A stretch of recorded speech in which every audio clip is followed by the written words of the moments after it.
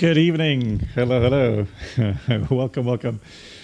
Nice to see you all here. First of all, Mark, hello to you. Yeah, I'm doing very well. Had a fantastic holiday. Very relaxed. Doing good. Goat friend, hello. Fly Lilo, hello. MW Racing, hello to you. Alexel, hello. Cannon Pluck, hello. Avenger, nice to see you. Ted, hello. Wie geht's? Craplandy Dave, guten Abend. Nice to see you too. Luke, hello. And then Matta coming in with a 46-month resub. Hang on, let me just replay that because he did post a comment with that. Matte, buonasera. Grazie mille. Could new subscribers please make your way to the first class cabin, where complimentary drinks, snacks and premium flight entertainment will be served. Thank you. There he is, Matte. And so, you get distracted for 1 second and bam, 46 months have passed, yeah, but indeed. I'm pretty sure it's more than that. I think so too, Matte. Probably because of that hiccup with Twitch back in the days. Matte, once again, thank you so much for the 46. Let me also say hello to my dear followers on YouTube. Captain Morpheus, Aviomar, hello to you. Nice to see you. Aboard the Captain Boeing 777 Rolls Royce, hello. Ali, hello to you as well. New subscribers, please thank you so much. Arju, hello to you. And Svenja, hello, wie geht's dir? Yeah, I've had a wonderful holiday. Thanks for asking. Yeah. Absolutely amazing. BB711 Beloved, hope you had an enjoyable holiday. Hello, Iowa Scotsman, and Mark already gave you a big shout out. I hope you're doing well. Yes, I had a wonderful holiday. We were very lucky with the weather. So we're 2 weeks on Mallorca. Had a great kind of mix of weather. So not too hot from time to time. We had some hot days as well. So kind of some beach days, pool days. But then, of course, we had lots of also good times hiking and so on. Could new subscribers please make your way to the first Lee, hello to you as well. 48 months. That's 4 years. Thank you, Lee. Premium flight entertainment will be served. Thank you.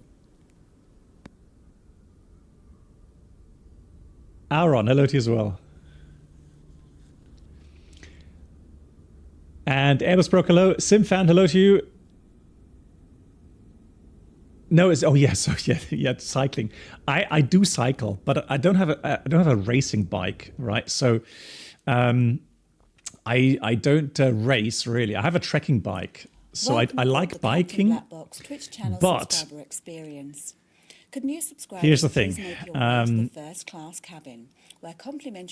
lot of you people probably know that Mallorca is well known for cycling, right? Welcome back, BB. Thank you so much to Ed Force 5. Ed Force 5, 85 months. Good God, that's a long time. Ed Force 5, thank you so much for that. Dynam, hello to you as well. Guten Abend, Dynam. Wie geht's? Hoffe, dir geht's gut. Nate coming in as well with a 22. Nate, thank you so much. Greetings to you as well. Hope you're doing well. Ladies and gentlemen, welcome aboard the Captain Black Box infotainment experience. New subscribers should now pick up their pass to first class. Thank you. There he is, Nate. Thank you so much. Bob and Dolly smile. Right, so let me see. General controls, Phoenix. There we go. 777. Guys, so this is the latest stable version in Microsoft 2024. And could new subscribers please make your way to the first class? Is there anything, because I haven't been able to test it yet, is there anything you guys noticed that I should look out for? Welcome back. Hope it was a great holiday. It was, Nate. It really was. So I can see some of the things have changed here. So for example, these menu buttons don't really fit, which is kind of weird. And then we got this scrolling text on the right-hand side, really. Right, let me just make sure that I have the correct settings here as well for the yoke. Yeah, so yes, we'll talk about cyclists. Yeah, so Mallorca is well known for cyclists, right? And so it was, in parts, it's difficult to drive with your car there. Because not all roads kind of have a side strip where the cyclist can actually go onto. And so, in parts, it is tricky, and you've got to be really careful because especially in the mountains where we were quite a lot in, you have these really winding roads, and then of course, you've got to be so careful with the cyclist. Yeah, right, Dynam. I thought so too. When I just saw this, I was like, hang on, what on earth is going on here? So let me see if that fixes everything. And then let me see. Do I have to power up the aircraft to get the yoke moving? I guess so, because hydraulics or something. I don't know. That works. Rudders don't work, and the yoke doesn't work. Okay, well, we'll see. So let's go ground connections. Hey, Goldfishly, hello. Did you break out the Lycra? I'm not sure. Hang on, what's Lycra? Is that something special from Mallorca? Lycra.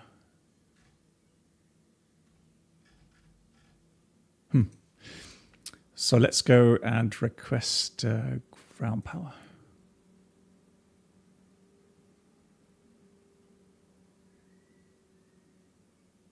Okay, like cyclists wear that. Okay. Let me just see I never heard Lycra before. What's Lycra? Oh, is that like a special shirt? So Lycra Elastan. Yeah, I'm sure they were. Yeah, I'm sure they were. Welcome aboard the using Captain that. Black Box Twitch Pretty channel sure about that. subscriber Yeah. experience. Could new subscribers please make your way to the first class cabin? Guys, why aren't my snacks and premium flight entertainment why will be aren't my served? controllers working? Thank you. Hello, Captain. Welcome back. Thank you so much. For the years of Lilienthal. entertainment and education. Always enjoying every stream I'm able to catch and looking forward to everything that the future will bring. BB711 beloved. And my God, okay, so it's actually happened, guys. Here it is. So Lilienthal is the person that he was the ever first subscriber here on Twitch. And it's now 100 months. Unbelievable. 100 months of support. Yeah, 100. So I actually have to get my calculator out to see what 100, 8.33 years. Lilienthal, I'm actually thinking Welcome about aboard the Captain Black Box Twitch channel subscriber experience. Could new subscribers what I please could make give your you way to as the a first kind of class celebration cabin, where complimentary drinks, snacks, and premium flight gift, entertainment will be if you served. like. Thank you. Because, I mean, again, that is something... Hello, Captain. Hello at all. Hope you all doing good. Stepke as well. Thank you so much for the 29 months. Stepke doing well. How are you doing? So I'm just wondering, because it is special, right? I mean, 100 months. Yeah, that's over 8 years of subscription. Yeah, I'm wondering what I know Lilienthal, but I mean, honestly, I can't really put that into words how much that means to me. 100 months of support. So I'm really, really, really thankful because it kind of reminds me how long I've been doing this and what an interesting and wonderful journey it's been up to this point. So yeah, let me see. I'm going to have to think some. So Lilienthal, do you like? You know, I'm sure you're doing flight simming, right? Maybe things like I don't know, shared cockpit flight, or man, we've got to think of something. I tell you what, Lilienthal. First of all, Lilienthal, here's the first gift to you, Lilienthal. You get to choose for the next stream on Friday. Next stream, you choose a sim platform, an aircraft, and the routing, please. Especially as kind of celebration, especially for you. How about that?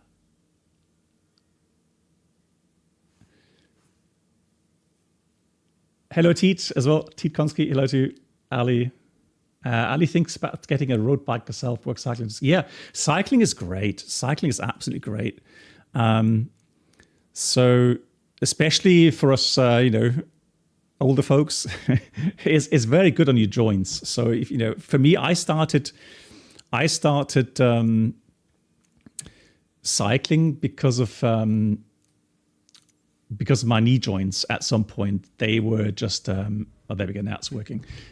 They were really hurting at some point, so I couldn't really jog too much. No, Mate, no, not P3D. Oh, I don't, you guys. No. Yeah, Lilienthal, please do so. Please do so. It will be an honor. It will be an honor. Right, I'm not sure. I'm still worried about that. Oh, okay. It is moving, but it's got the wrong profile. Guys, I'm getting a feeling they have messed up the controls again. An orbit and a space shuttle. Hey, I'm up for many things, guys. So Lilienthal again. 100 months. Lilienthal can think of something. If there's a way that I can do it, I'll do it. 100%. So this is Bravo throttle quadrant. So why?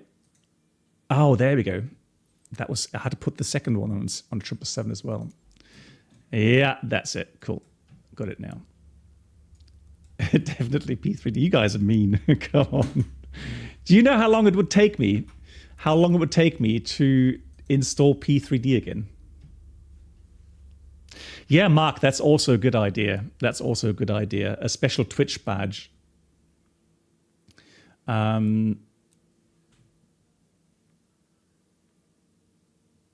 Yeah, that's also. Thank you so much for the hype train, guys. Thank you so much.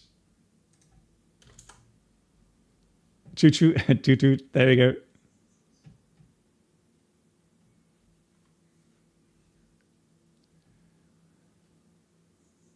Yeah, the thing is, let me just do one thing after the other. I'll edit the Volanta in a second, guys. Thanks, but let me just get things sorted out here first of all. So we've got this. Oh, I hate it. I've been gone for 2 weeks, and now, everything's changed again. Everything's changed. All right. Anything else I need to be aware of? Anything else that happened while I was away? And I'll be honest with you guys, I didn't really follow much regarding flight simming. I really took some time off.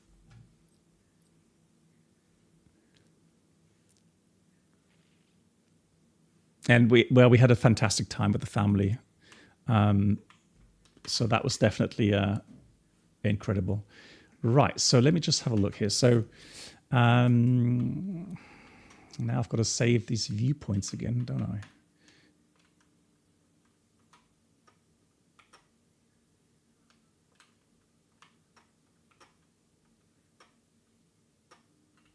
So that should be. Sorry for that. But in the meantime, I can ask some more questions. Tarek, ja, Dankeschön. Ich wünsche dir auch einen schönen Abend. Vielen Dank. So for the Bravo throttle quadrant, so search by input, that is.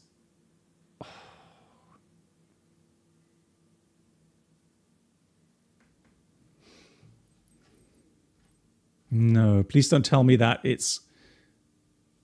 Oh, there we go. Load custom camera 1. Okay, 1, 2. Okay. Yeah.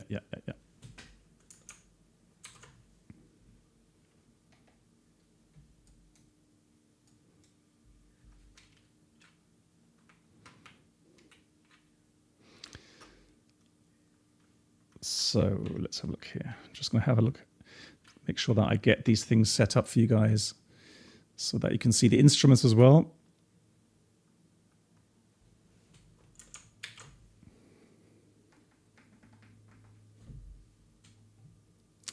Lilo, you taking a pause from flight simming? How come?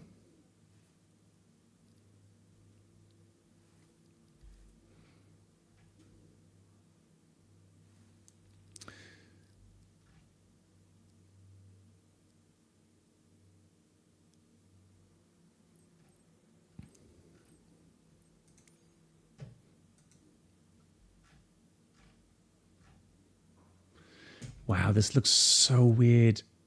Why? The text looks completely out of...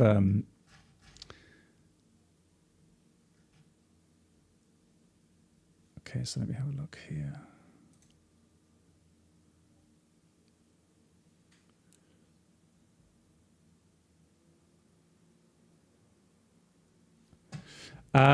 Mark, yeah, there we go, Mark. Thanks for permitting. So how come? What's happened here with the keyboard? Yeah, SimFan, please post a link. Avimar, you're also taking a break. Okay, so how come, guys? How come?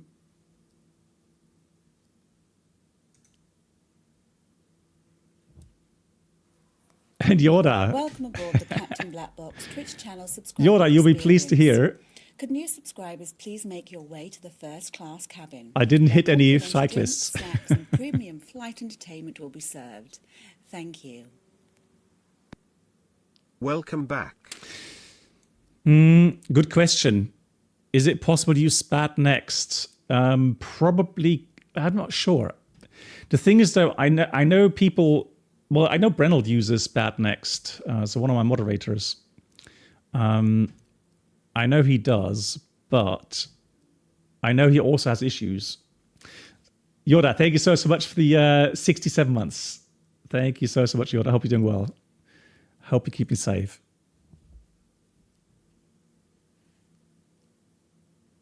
And Avimar's getting back into the Phoenix. Okay, great. Right. I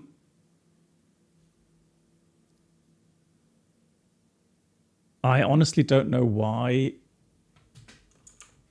it's doing that.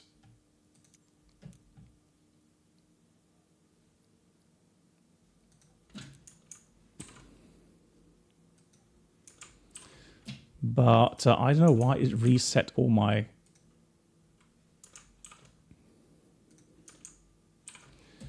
keybinds again.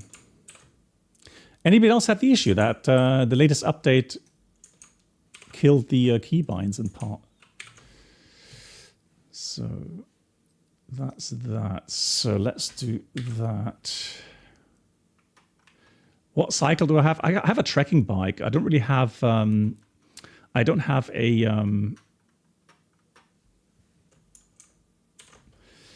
A racing bike, like for example, Yoda. Yoda has a Ferrari. You know, the Ferrari when it comes to racing bikes. Because I'm not an expert in racing bikes. Just trekking bike, just a normal one, expensive one, sure. Well, what's expensive? Now, hang on. No, expensive. So I paid like 1,500 euros for my bicycle, which I think is expensive, right? So that's a lot of money, I think, for a bicycle, right? But if you hear some other people tell you what they paid for their bikes, that's actually cheap. Could new subscribers please make your way to the first class cabin, where complimentary drinks just as expensive as your front wheel. Lol. Thank you. That's what I mean, right? I forgot to unsubscribe Kappa. Hey Yoda, moin, wie geht's dir? Nice to see you, Yoda. I hope you're doing well. Yeah, so there is literally no kind of limit to prices, is there, when it comes to, you know, racing bikes. I guess it's more getting close to like a professional kind of status, right? Right, let me just do that so you guys can see that better. So 1, 2, 3, 4. 3, 4. Hi, Icebird. Hello to you. Dynam says his bike was 3,500 euros. Okay. Blimey. Yeah, Jesus, that's a lot of money. So we'll do that 5. Okay, guys, I'm set up now. Thanks for your patience. So first of all, we're going to put the battery to on, and then once we've done the safety check, wipers are off. We've got hydraulic panel off. We've got the landing gear lever down, flaps slats up. Fuel control switches, cutoff radar should be off. And then let's go and put the ground power on.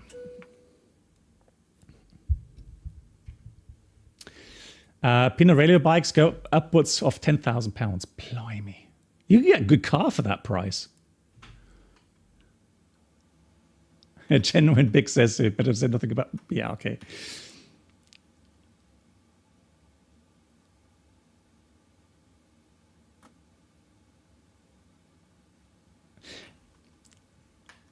Yeah, okay, I'll take the argument, Lilital. I mean, the amount of money I spent here in flight simming, because I just made a video, guys, in case you haven't seen it yet, if you're interested, that is, into my home cockpit setup, because I do get repetitive questions about it. And so I did make a short video. It's only about 4 or 5 minutes long, but it was requested by quite a number of people. And at the end of the video, I do actually have a list of all the add-ons, all the hardware add-ons that I have. So here's the link to that video. Right, look at that. So, you know, you sometimes get worried about how long the startup takes. But in the background, there's a lot of computers starting up right now. And so the displays stay blank, dark, until the computers have completely started up. You just got to be patient. It's not a bug or anything. That is what the real aircraft does. Lilo says he was back simming, waiting for the Citation X Phoenix big update and the FS Labs 24, iFlight 24. Yeah. Oh, and that reminds me. So one of the things people were saying when they were because I never used betas here in Microsoft, but people were saying that with the latest update now, the colors, the brightness should be better now. It shouldn't be overall that bright anymore.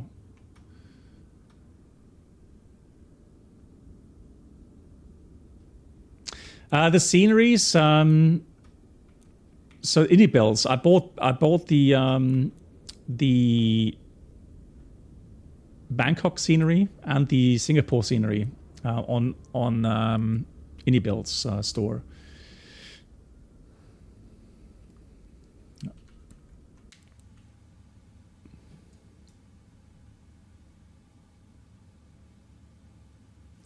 It costs 20,000 Canadian dollars to fill a real set with fuel, I believe. Yeah, that's probably correct. Yeah.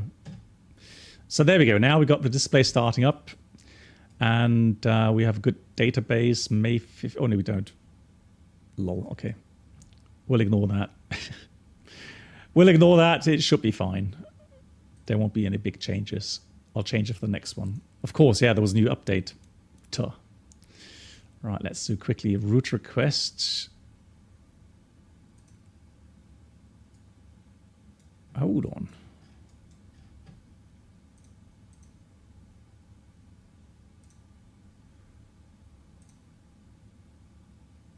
There we go. So that's the routing, and there we got our Simbrief route now. Right, I'm going to set the payload. I'm going to set the fuel. Select the route requesting. And yeah, Atticus, thank you. Sapphire Wave, hello to you. Oh, really? So now there's a setting where you can adjust the exposure. Is that only in the main menu, though? Or can I do that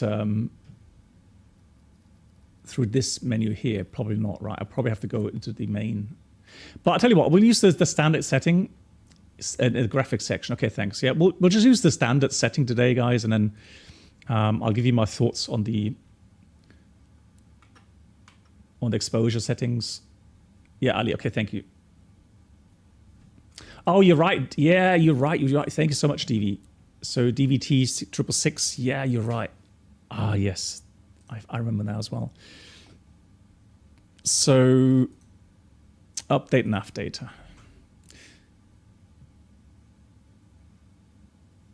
Yeah, we'll go through the thanks. We'll go through the initial stuff in a second.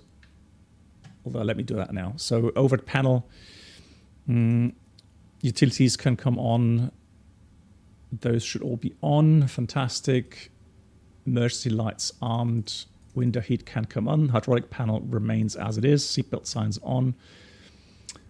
This panel is good.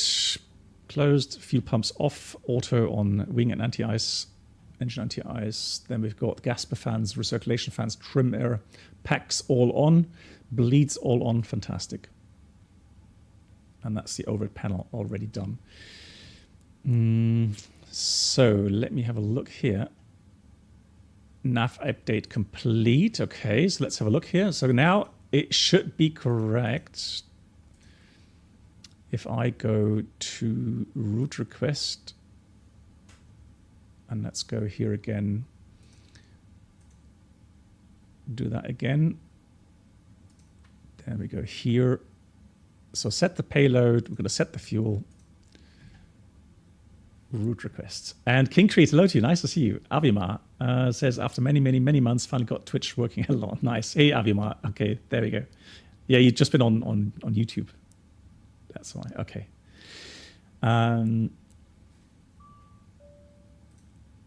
So now load. And there we go. Now we have the correct database. This is actually brilliant that you can do that now with this. I mean, PMDG isn't the only add-on, I think, where you can now load the database within the sim. That is brilliant. Cool. Let me quickly have a look at the weather, and I'll give you a rundown of the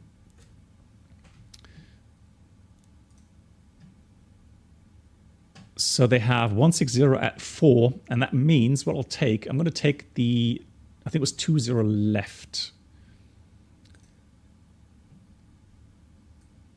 departure. So we'll take that.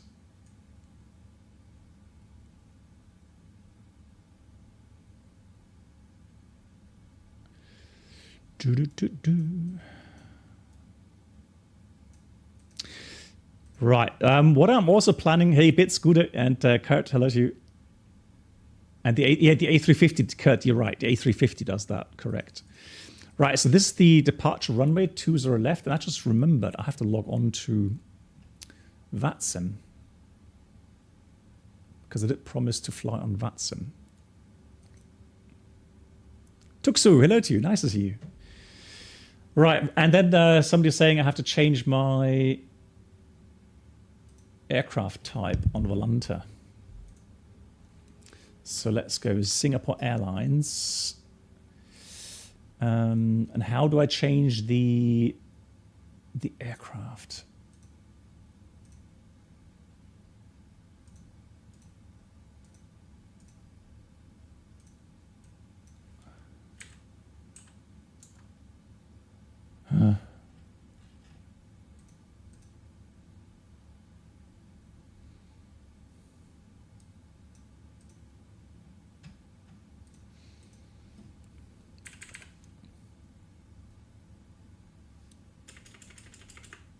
Hey, Fornax, greetings to you as well.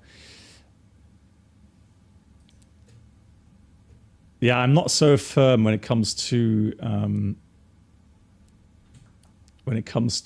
Volanta and the aircraft types. So 772.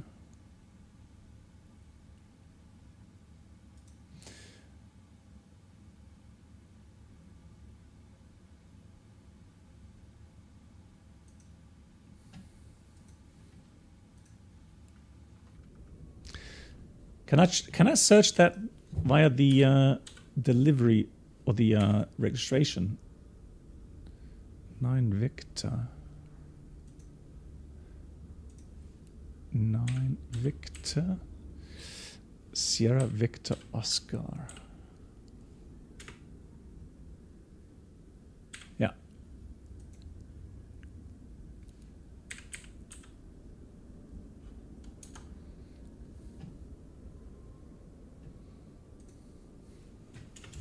Hello, Black Box. And there he is, Brennel, wie geht's dir?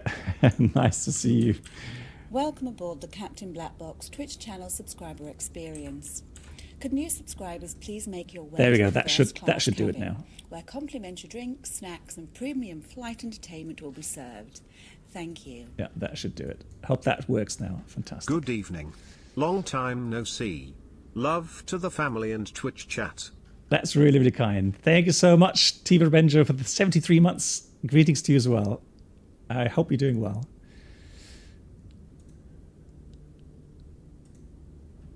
So now that should be set. Cool. Welcome aboard the Captain Black Box YouTube channel subscriber experience. Could new subscribers please make their way to the first class cabin where complimentary drinks, snacks and premium flight entertainment will be served. Thank you. Slim Goodman too as well. Thank you so much for the subscription. Welcome to the community. Here's a big round of applause. If I find the button. There it is. Thank you so much. Brennelt, how was your holiday? Did the weather hold up? Because I saw the first 2 days was nice. And then I'm not sure if the weather held up though. I hope it did. Hope you had a lovely holiday as well. So this is the Bravo Tango uniform departure. So it's going to be the 1 Golf out of 20 left. Subscribers, please make your way to the first class cabin, where complimentary drinks, So we got the flight entertainment will be served. Thank you. We have the position in. 50 months hat is worth to celebrate. D, thank you for your great content. Oh, that's really kind. That's a tier 3. Flying Greenland. Greetings to Greenland. I hope you're doing well. What's the weather like in Greenland right now? And once again, thank you for the 50 tier 3. Absolutely incredible. So we're going to take the 1 Golf departure. So then we've got this.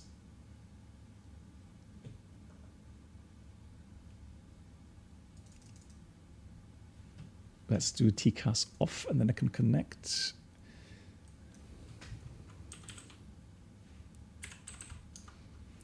So 772ER connect.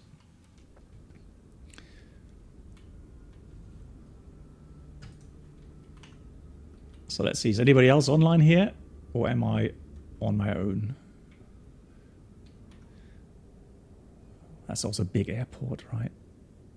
Man, Bangkok, I've been here as a passenger here in Bangkok, but when I was flying the 747, we only had the old airport.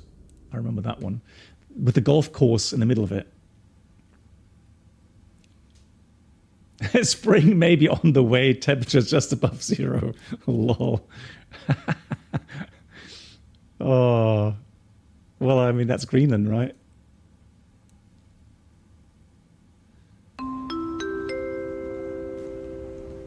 Ladies and gentlemen, welcome aboard the Captain Black Box infotainment experience. New subscribers should now pick up their pass to first class. Thank you. Yeah, Alvima, I should be online now. And Tuxu, thank you for the 4 months. That's really kind of you. Tuxu, I hope you do well. Thank you so much for your support.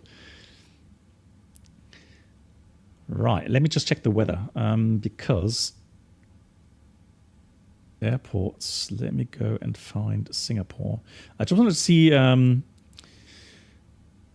there's no real world ATIS available for Singapore right now. They do have variable 2 knots. So initially what I'll do, I'm going to go initially with the flight plan, which is 14 left. So let's go index arrival.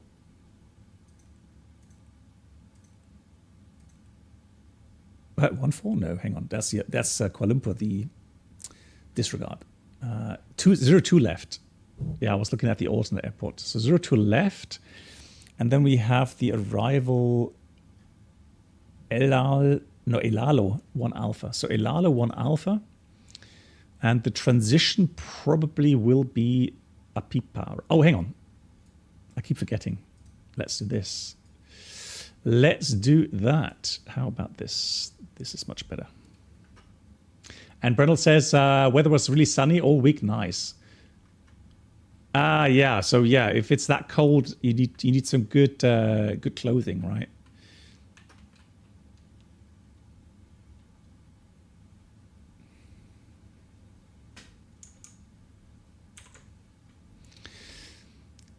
So let's have a look here. Arrival. So let's have a look at the star. Elalo 1 Alpha. Let's pin that. Yeah, Bremen. Oh, yeah. So today, guys, exactly. Good reminder. Today, so we're going to start, easy with the 777. And I don't expect anything major to go wrong, knock on wood.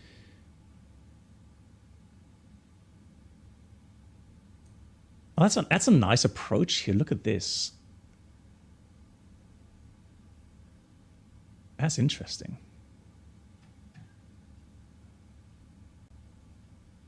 Okay. But the second flight is then, because people have been asking me about doing a flight again, because I've been using X-Plane a little bit more lately, so X-Plane 12. And so... Welcome aboard the Captain Black Box Twitch channel subscriber experience. Could new subscribers please make your way to the first class cabin, where complimentary drinks, snacks and premium flight entertainment will be served. Thank you. Hi BB, good evening. Welcome back. I hope you had a nice holiday. I did indeed. Thank you so much. I had a wonderful holiday. Hope you're doing well. And thank you so much, Pilot 19, for the 52 months. Thank you so much. I don't I have live weather on? I think so. So I am using a custom, but it is live weather, right? Oh, no, it's not. Now it's so, yeah. Yeah, we'll use live weather, of course. Thanks for reminding me, yeah. Yeah, what's the difference between transition and the sit and start? Right, so normally there are some airports where you have a standard arrival routing. So for example, here I can see Elalo 1 Alpha for runway 0 to left, center and right. That goes to SANAT, and then from SANAT it says expect radar vectors. And so what I will do, I'm going to have a look quickly. So we got PORSUP, SANAT, and then Akipo, ADNIC, and so on.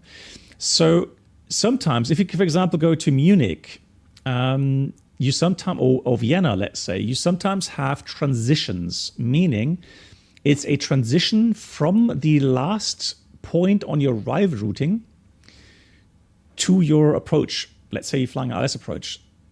So here we don't have a transition per se because we only have radar vectors after our endpoint on the arrival routing. But there are transitions. And if you have a transition, it's a pre-described, and programmed routing from your initial approach fix to the approach itself. Forward, wie geht's dir? Gute wie?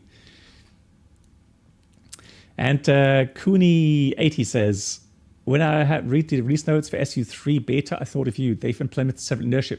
Okay, pitch roll. Okay, Cooney, I'll have a look for that. Yeah, because I know I've been complaining a lot about missing inertia and so on. So anything that's done in that regard makes me very happy. Plain hello to you. Forward, you're doing well. That's good to hear. I am doing well as well. Thank you so much. Good. Okay, so we've got the routing in. So if I go and have a quick look at my OFP, so we got the one Golf departure because we're using 20. That's it. Hang on. What's the one right? I'm confused. I thought that was a different runway. Oh,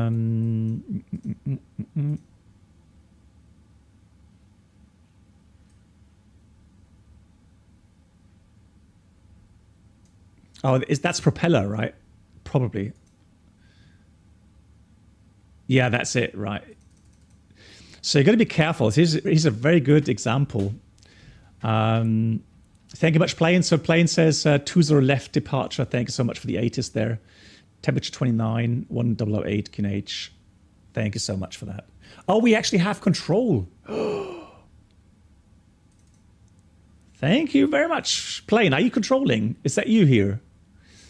Yeah, so you got to be careful when Simbrief gives you departure routes, because Simbrief is still somewhat basic, right? And you got to be careful because this departure is propeller departures, right? So you got to be careful with that. So 1 Golf definitely is our departure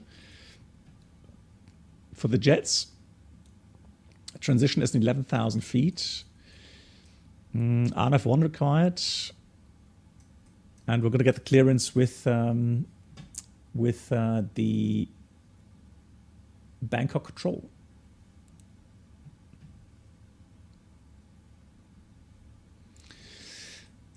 Good.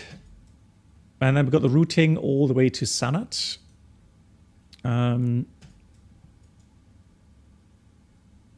So 904 Upron, Quebec 803 Ilalo, and then the Ilalo 1 Alpha to Sanat. So that's all correctly programmed. I'm going to make a copy of the Route 1. And then we'll go with the performance. Now, I had a special request today because we are using Rolls-Royce engines. So the Trent, Rolls-Royce Trent 892. So there's 2 things we can do here. One of them is we can start both engines at the same time, which we can't do in the GEs. So that's one thing. And then I had a request for a Toga powered takeoff to hear the engines properly. So we'll do that. So 2-0 left. We're weighing 190.6 tons. So 0 fuel weight should be 168.7. Well, that's the current weather. And we're using 2-0 left, full length, calculate. Boeing 777, look, so I'm not sure, Boeing 777, if you are aware, I am a real world pilot, an airline pilot. So I always do calculations. So just like in real life, we always do performance calculations. So even though the engines are powerful enough, and even though, yes, for sure, the runway is long enough, we always do the takeoff calculations. When do you calculate and enter performance data IRL? Yeah, exactly. So, well, yeah, so Aviamar, it depends. So sometimes what pilots may do, give you an example, Bogota, high elevation airport. In the 787, you cannot go with your structural takeoff weight limit, right? The high altitude temperatures, well, not necessarily temperatures, but the high altitude and the lack of engine power at that moment means that you are restricted in your performance, right? So, the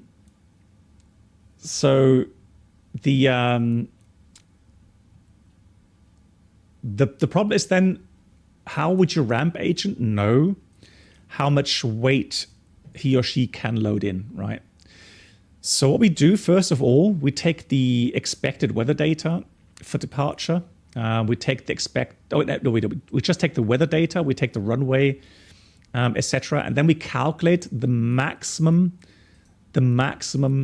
possible takeoff weight, right? And that's the value that we'll mention to the ramp agent or the load controller. And then he or she can load the aircraft accordingly and make sure we don't get over our limits that we set. But for the final calculations, we wait until we get the final load sheet, because everything else doesn't really make sense, does it? So we would look at the final numbers, including the CGs and the weights and so on, and then with that value, we then calculate the final takeoff performance. Yeah. And Boeing 777, so here in the PMDG, you can actually select full takeoff power.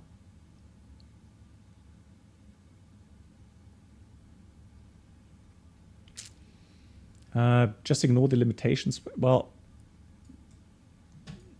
we'll see. We'll see what it gives us.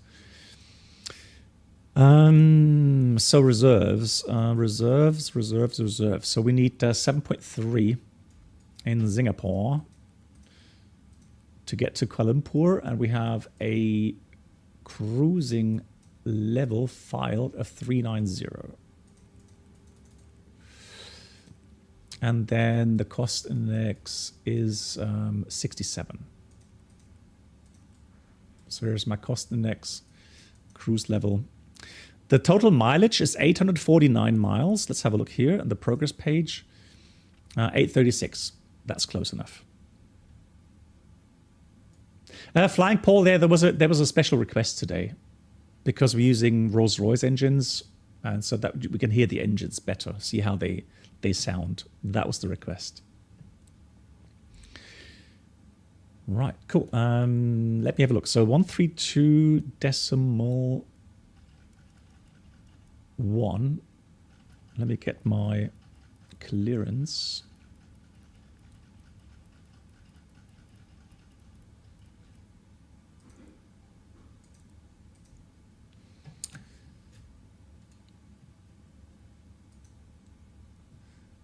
Push to talk.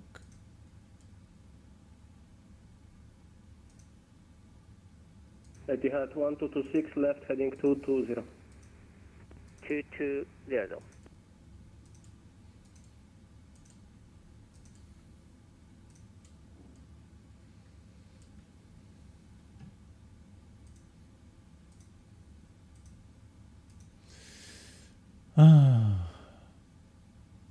Push to talk.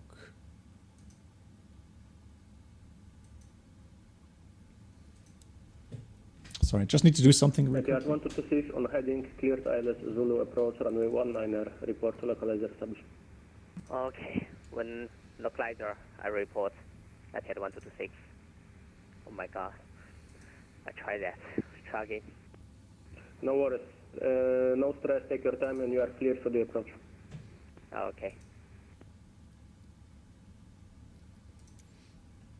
Just wondering why it's not registering my push to talk button here. Hey, Zion, hello to you. I have a question. You may expect shortcuts for almost for straight approach. Oh, then we expect the shortcut Brunner yoke.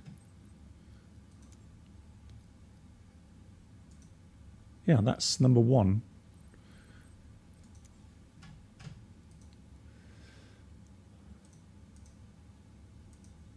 Okay, now it's got it. Cool.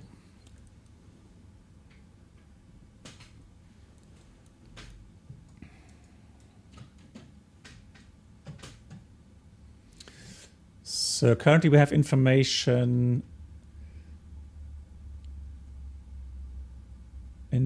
alpha.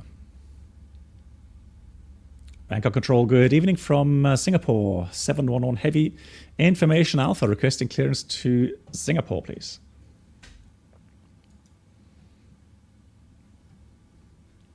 Singapore 711, Bangkok Control, good evening. Information Alpha is correct. Stand by for clearance, I will call you back shortly. Break, Thai 120, welcome to Chiang Mai, vacated Delta, right on Papa. Thank you, Paul, for the feedback. Yeah, I've dialed up the sounds now. Thank you.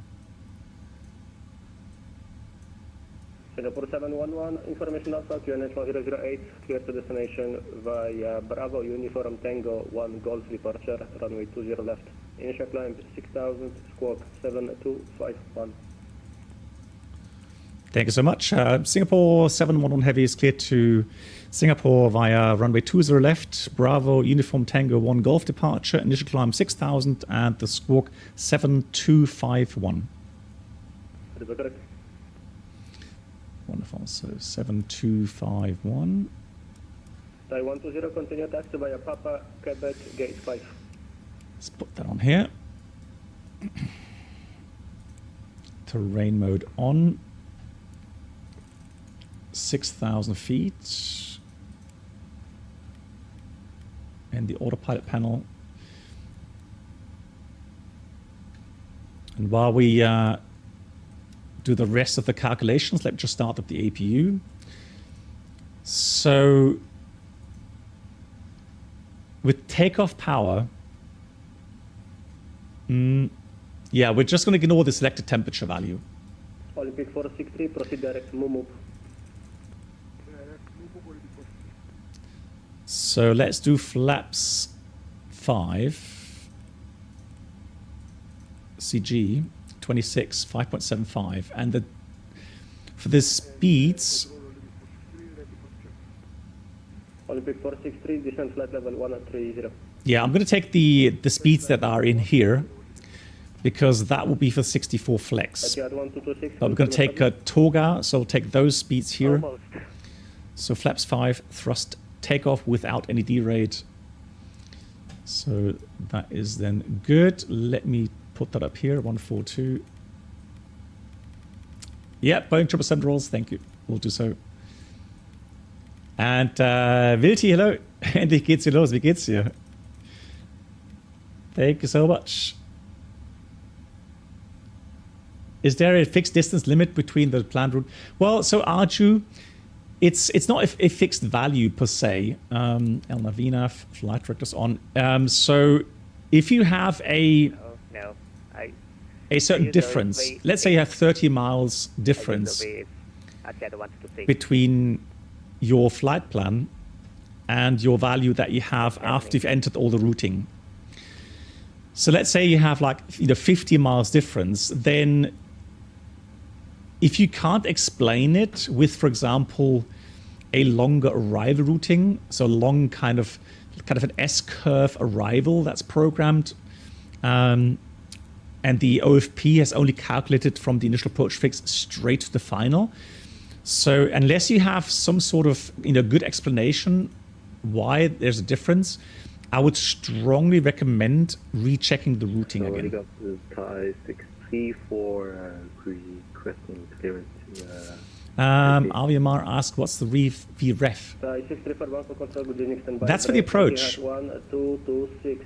You are 2 miles final. Confirm you are established. So this is like in the approach, you have a reference speed, right?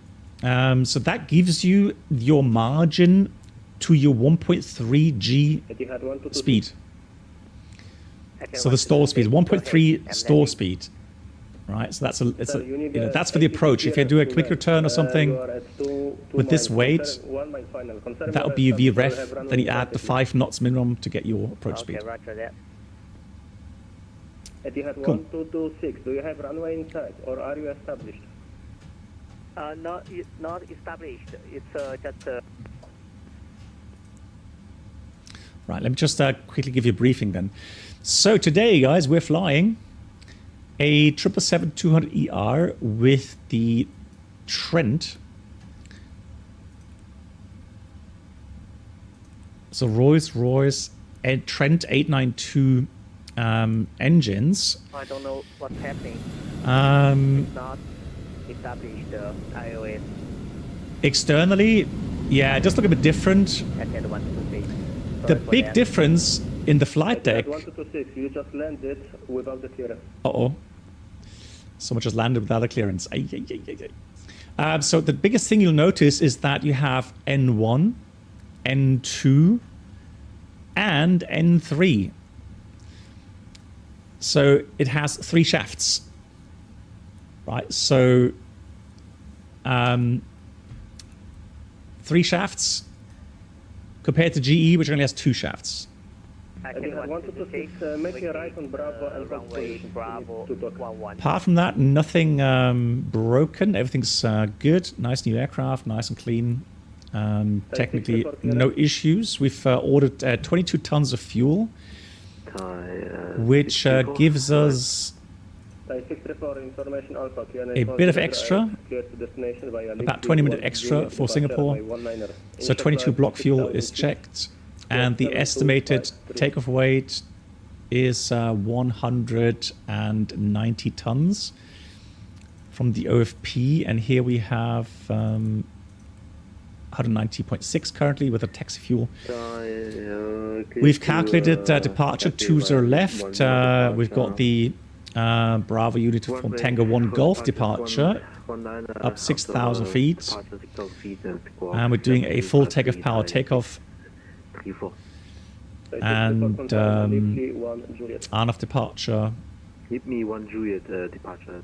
Special threats. Etihad 1226. I don't really see anything bigger. Hold the position. Sector is 1,800 feet. Departure goes southbound over water, so currently weather is fine.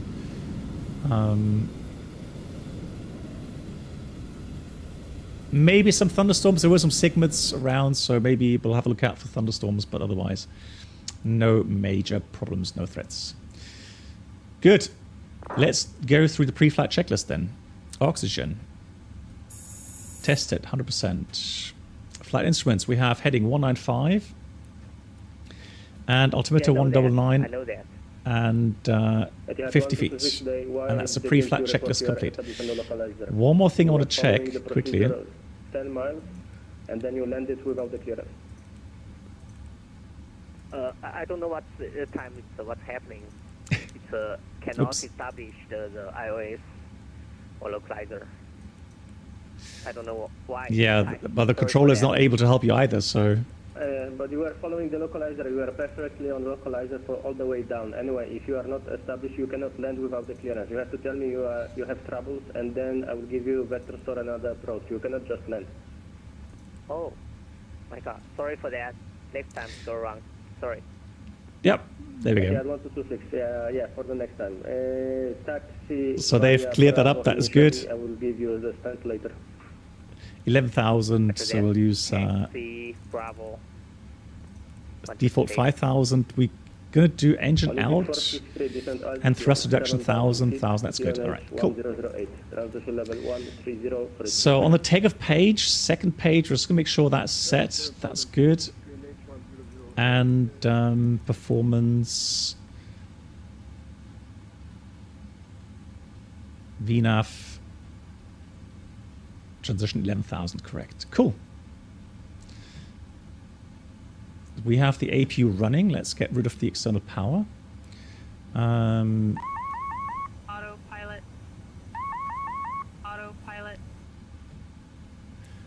Fishkop, oh my god. Hey, vielen Dank. Fishkop, thank you so much. That's really generous. 20 euro, another donation for you, Fishkop. Thank you so much, 20 euros. Knowing that San Miguel is very expensive now, so 4 beers on me, that's nice. Thank you so much. Can you show me how to determine the current position using VOR bearing? Okay, so the only thing that I can tell you is kind of a raw beta. So raw beta bearing, right? I know there's a way to do VOR, so 2 radials. Distance determination, but I would have to look that up. I honestly haven't done that for many years, so I would have to check that. Gate Bravo 6. But Fishkop, can you maybe just if you like write in German if that's better for you? What exactly are you looking for? Kind of which determination? And I'm sure we're going to find a good answer for you. And once again, thank you so much for the 20 euro donation. That's really, really kind. And Brennelt, are you still here by any chance? Brennelt? Let me just see if you're still in. Yes, everything's loaded, yeah. So I can, if you have a look at the loading page here. Olympic 463, continue present heading to vector for the approach.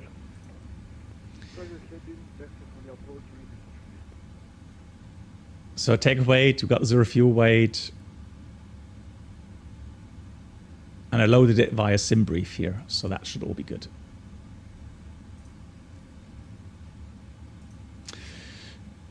Okay, let's do the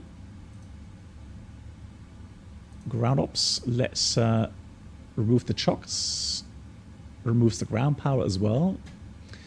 Door management, we're going to arm all doors. And so normally the first officer checks that on the door page. And then once we've done everything, we're going to get clearance from the ramp agents regarding hydraulic clearance. And then I would say before start items. Remember, guys, it's been a while, hasn't it? So regarding the way that we start,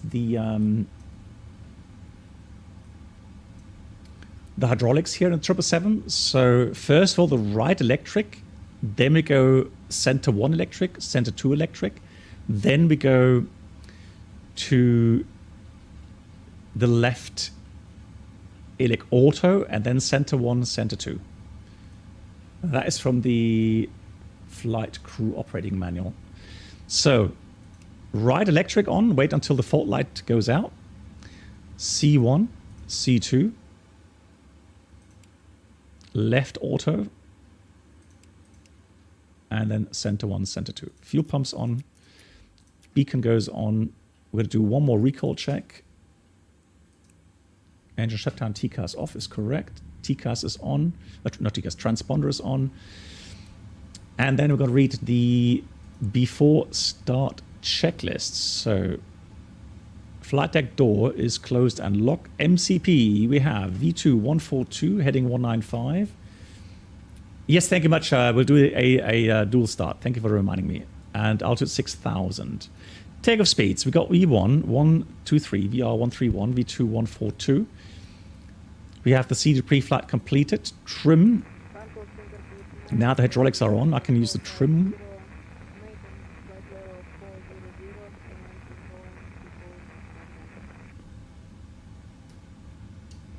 So 5.75 units set. 0 and 0. Taxi takeoff briefing completed, and that's the before start checklist complete.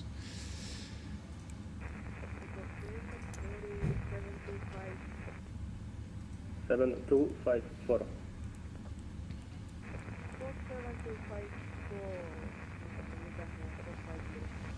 Olympic 463, descent 4,000 feet.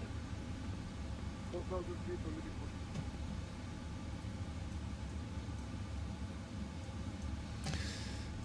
463. Right, which stand are we on? Sierra 113. And Bangkok. Singapore Airlines 711 Heavy is stand Sierra 113 requesting push start. Hello, Captain. We are ready for pushback. W transmission first, Singapore 711, QNH 108, push and start is approved, facing west. Facing west, QNH 108, push and start approved. Singapore 711 Heavy, thank you. Address station calling, second. Okay, so Fishcop says... Departure checks completed. Bypass pin inserted. Thai 121, hello again, info, local QNH 1008, runway news 3. Oh, okay, so it's a bearing calculation. Okay. Initial climb 11,000 feet, 1,000, squawk 7256.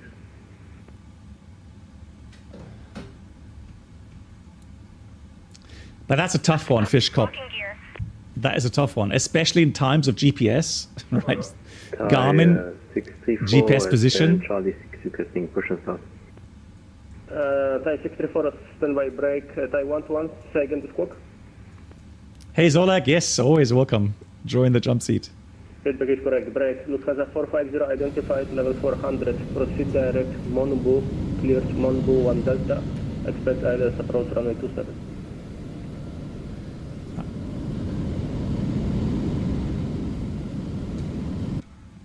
So facing west is this way. So let me just go. Break. Olympic 463, descent altitude 2,000 feet.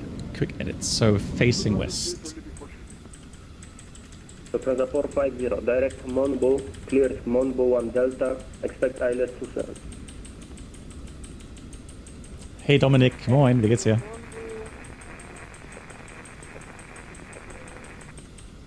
Exiting from editing. Monbu 1 Delta ILS 27. Break. Olympic 463, turn left. Brakes release, ready for push. Cleared ILS Zulu approach runway 19. Report Start at will. Just dialing down the VATSIM sounds a bit so we can hear the engines. I'm going to dial up the game sounds. So, we've done the checklist. Let's do a dual engine start. So start right engine. Start left engine. It's kind of overlapping start. And sorry for that. Next time I will do that. Thank you. No problem, bye. Lufthansa 450, visibility.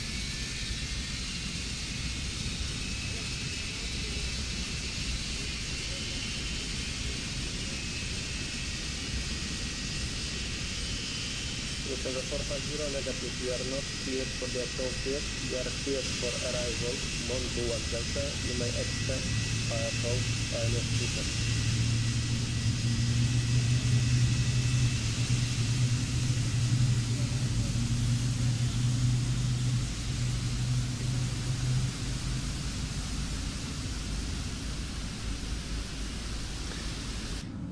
I just remembered, so Boeing 777, I just remembered, isn't it the case that, hey, there's Ted. Isn't that the case that the engine sounds for the Rolls-Royce here in 2024 are not updated yet? Correct me if I'm wrong, but I think that's what they said, right? Initial climb 6000, squawk 7257. Please set parking brakes. So that's going to be 9. Yes, FRA, sorry, I dialed it down so that we can hear the engines better. But I just remembered that that they haven't updated those yet, have they? That is still on their to-do list.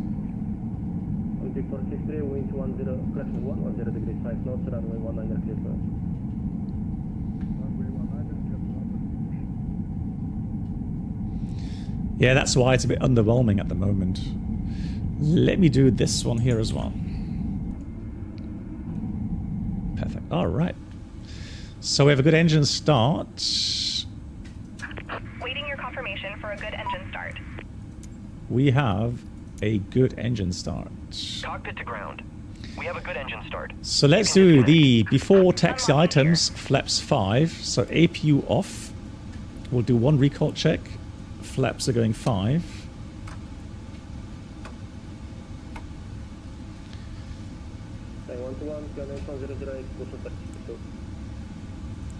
We'll do the flight controls.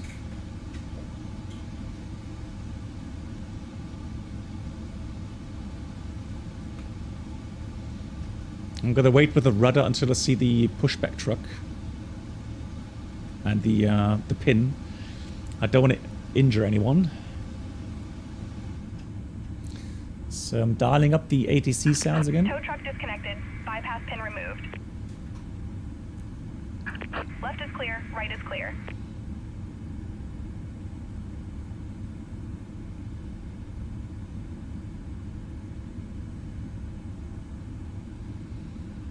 Pen clicks? What do you mean with pen clicks? This? What does it do? Apart from clicking. Right, there we go. So let's do full left, full right, neutral. And there's the pin, all clear signal, fantastic.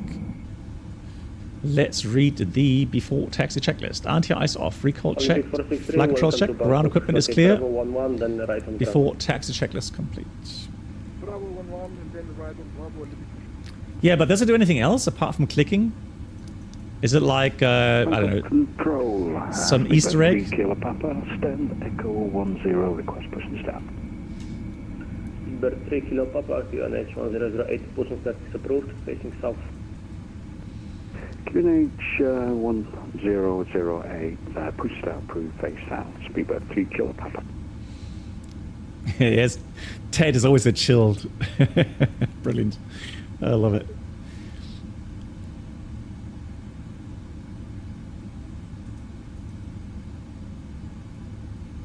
All right, I'm just going to bring up the taxi checks. Taxi. So that's going to be Delta, maybe Echo. Why does that reset all the time? Singapore Airlines 711 Heavy. Request taxi, please. Singapore 711, taxi holding point Echo 1, runway 20 left via Tango 18,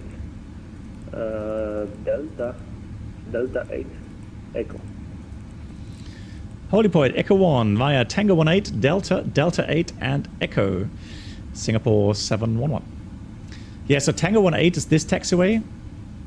Then we got Delta, that short portion there. 463, do you request assistance? Then we go Delta 8 and then hop over to Echo. So kind of straight, right, left, right. And then Echo 1 holding point. So clear right side, clear left side. Let's go. And I've got to remind myself 64 requesting taxi. that I do have a tiller. 64, taxi holding point Bravo 1, runway 19er via Tango 8, Golf, Charlie 3. Is the ATC volume now loud enough again? 6119 Delta 8, Golf, Charlie, cabin is ready. Charlie 3, Thai 634. Correct, holding point Bravo 1. Holding point at Bravo 1, Thai. Okay, it's fine. Thank you so much.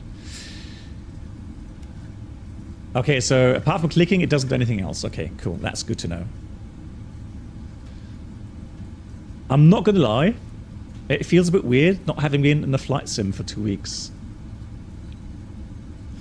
So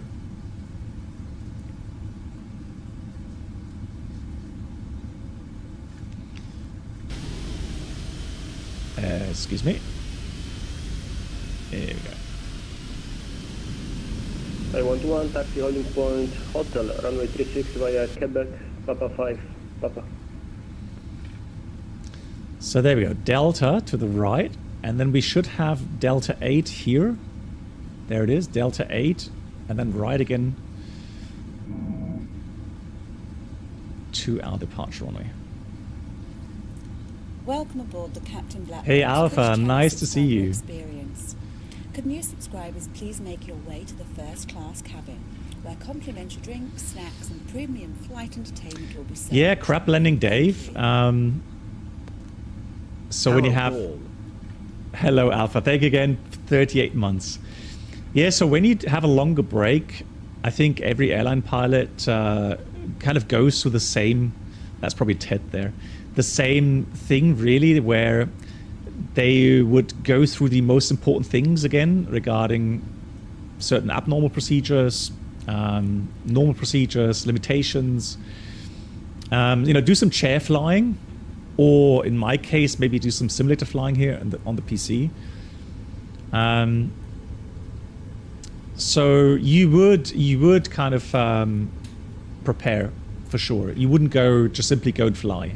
I don't think any airline pilot really would want to do that. I'm not happy with the viewpoint here at the moment, guys. Sorry for that. I'm just going to have to... Otherwise, my landing's not going to... It's not going to go well. So we already had the cabin ready, so let's go through the before takeoff checklist. Before takeoff. Before takeoff checklist completes. Correct, bye-bye.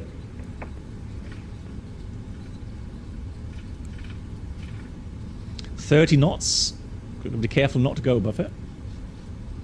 Book of excuses. Avenger, IRL, I hate to use excuses. It doesn't go down well.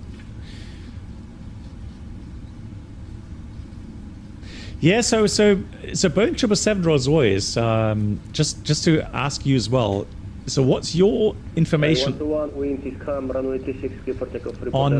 the sounds here in Microsoft 2024? They did announce, didn't they, that the sounds on the Rolls-Royce engines... 711, this is taxiway Delta, Echo was the next one. Continue via Delta 2, holding point Echo 1. Yeah, apologies, you are correct, continue on Delta. So we could take Delta 2 and then holding point Echo 1, 20 left. Apologies. No problem. Yeah, of course, I briefed going Delta 8 and Echo. So now Delta 2 and then Echo 1. Fantastic. All right.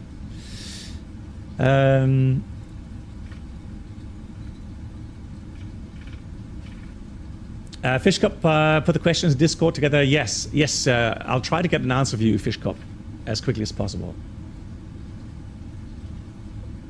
Singapore 711, wind 110 degrees 5 knots, runway 20 left, clear for takeoff, report airport.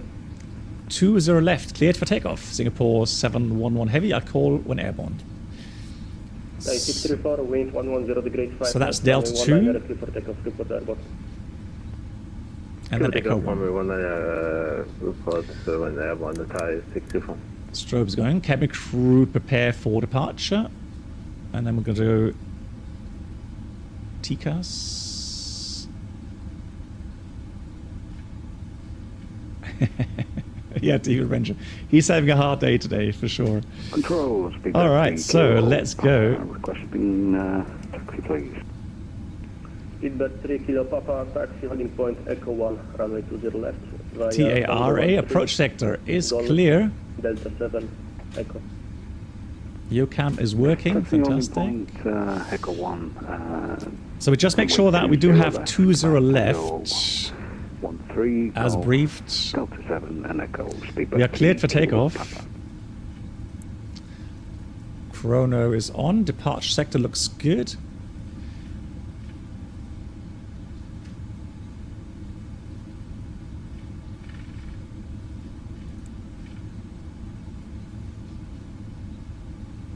Wonderful. Hey Krushu, good evening. Let's go. Takeoff.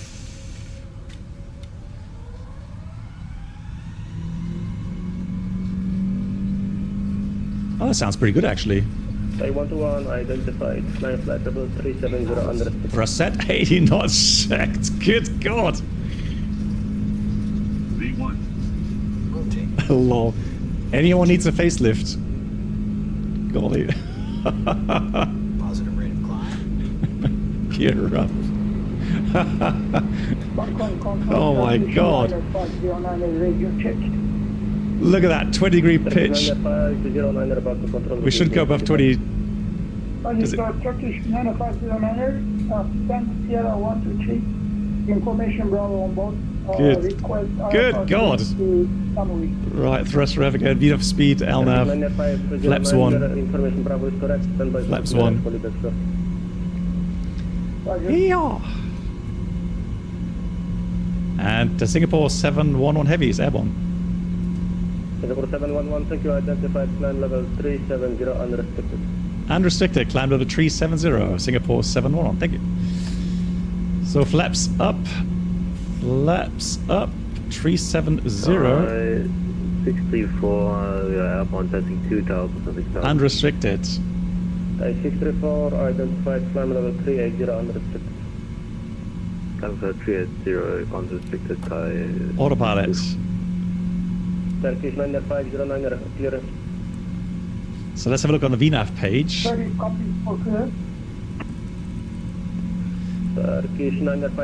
So no restrictions. So let's clear that. Let's push on the outer knob to get rid of the restriction.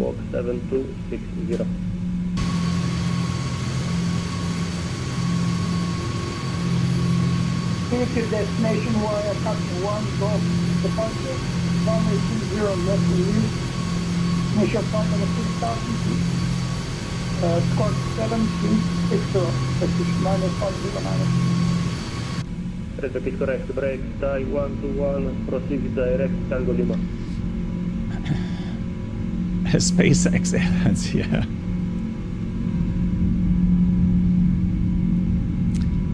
Yeah, the ground tick. 711, direct Bravo, Uniform Tango.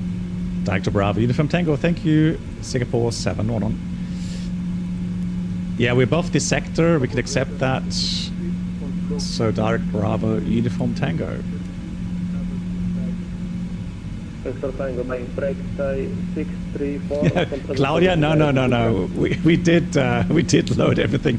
It's just with full thrust. 64, can I say again?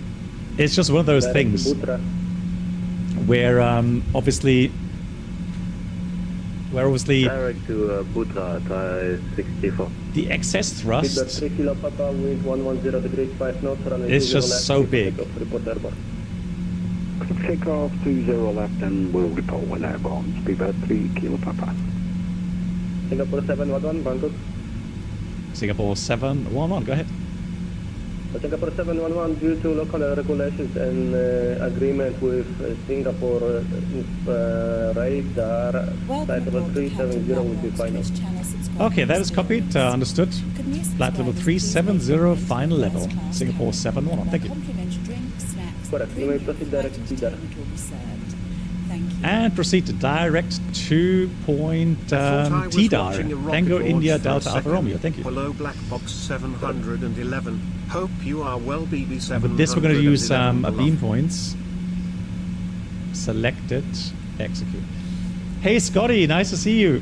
Big shout out to Scotty Hottie, 50 months. Yeah, it was a rocket launch, yeah.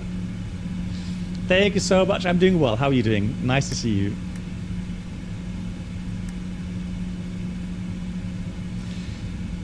Right, and we passed transitions, so let's do the after takeoff checklist as well. A lot of things happening. So after takeoff checklist complete.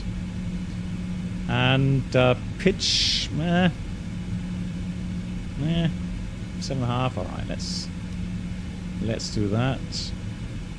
121, direct north.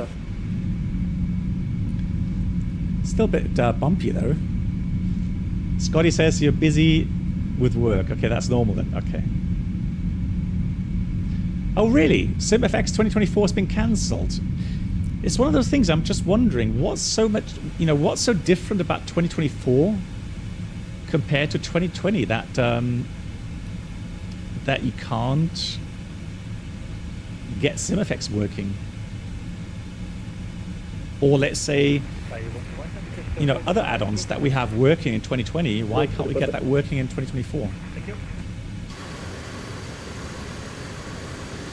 So, first impressions, guys, with the latest stable update in Microsoft 2024, the ground textures do look much better. So,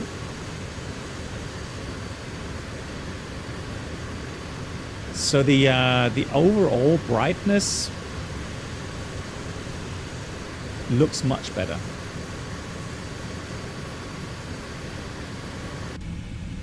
SDK issues, okay. Yeah, so quickly regarding the takeoff weight, guys. So you have to realize that 3 Kilo Papa is passing altitude 180. That aircraft, especially two-engine aircraft. Continue climb flight level. So if you compare a four-engine aircraft climb to flight level to a two-engine aircraft, 3 Kilo Papa.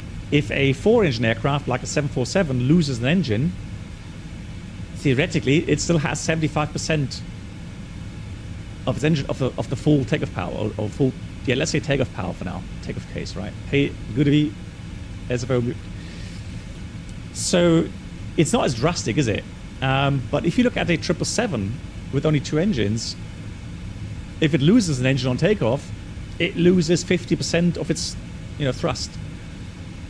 So that's why overall, to make sure that with single engine you're still capable of climbing fast enough to overfly all of the obstacles, etc., etc., the overall power of the engines has to be bigger compared to a four-engine aircraft, right?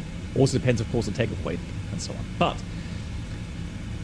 to keep it somewhat simple, if you look at the maximum allowable takeoff weight, almost 300 tons, almost, right? Today, we weighed 190. So if you go, what we did, and we selected full takeoff thrust on both engines, however, we don't have an engine failure, so we keep all of our power. Ladies and gentlemen, welcome that would have been more than enough to haul out 300 New tons. subscribers should now pick up their pass to first class. And that gives you Thank kind of the explanation why on this particular takeoff now at sea level, Direct Papa Alpha Sierra. yeah, we had these absolute incredible acceleration. Neri, thank you so much joining our community with the Twitch Prime. Neri, welcome, and here's a round of applause for you. Thank you so much for your support. So welcome to the community. That's really kind. Thank you so much. Now, when you do this on your PC flight sim, you're going to have a good laugh because, you know, just like now we said takeoff power set, 80 knots, V1, rotate. Okay, that's how quickly it goes. Now, if you were actually sitting in the aircraft on such a takeoff as a passenger, trust me, you would be absolutely scared. You would wonder what the hell is going on. Why are you being pressed into your seat like in a Formula One car or in a Tesla or something, right? An electric car. Because the amount of force, the G-force that you would feel in that moment would be so unusual for an aircraft. It would make you feel extremely uncomfortable. Trust me. So that's why, for passenger comfort reasons, well, mainly for fuel economy, obviously, and engine maintenance purposes, we would always calculate with optimum values. So, for example, today, if we go and have a look at the, so we had full EPR. I don't know what the full EPR was on the ground. Bangkok Control, good evening. So if we went from takeoff rating to optimum, you can see it would have taken takeoff 2 with 47 selected, giving us a EPR of 1.324. And that doesn't sound much. But you've got to realize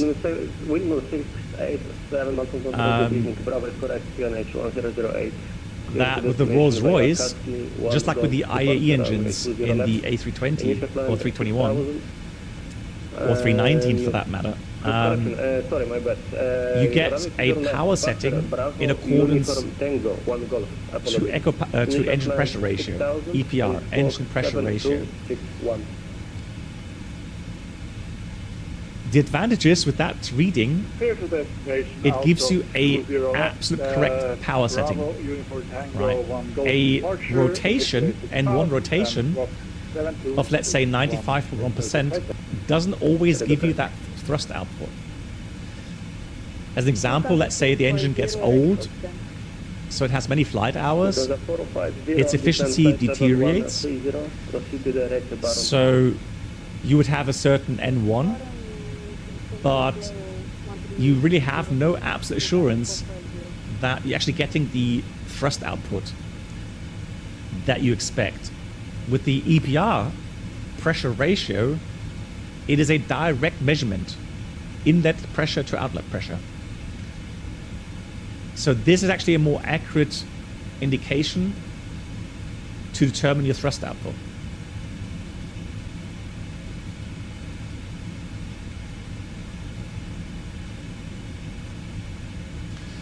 Well, the thing is that GE engines are also very powerful.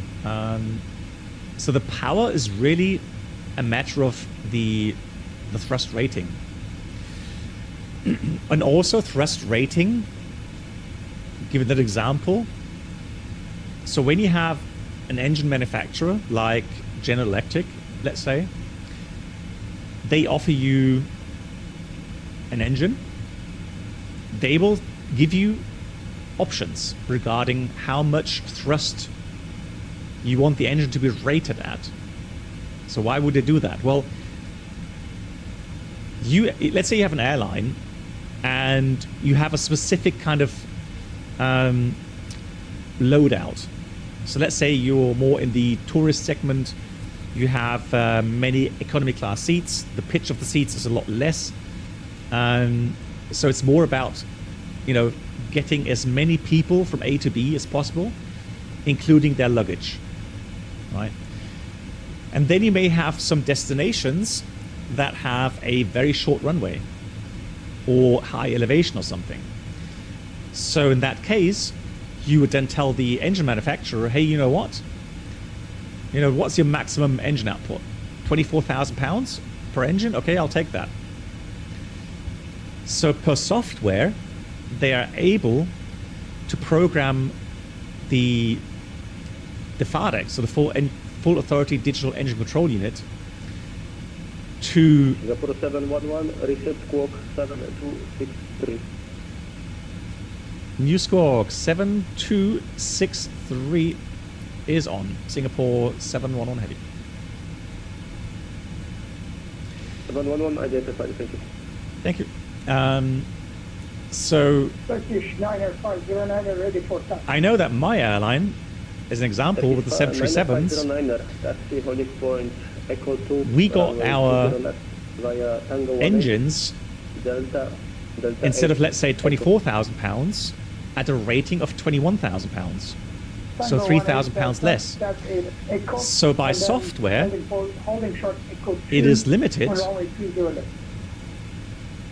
So for my satisfaction, to £21,000, even though the engine per se would be possible to run at £24,000. Delta 8 Echo. But because it's running at £21,000 Correct, thank you.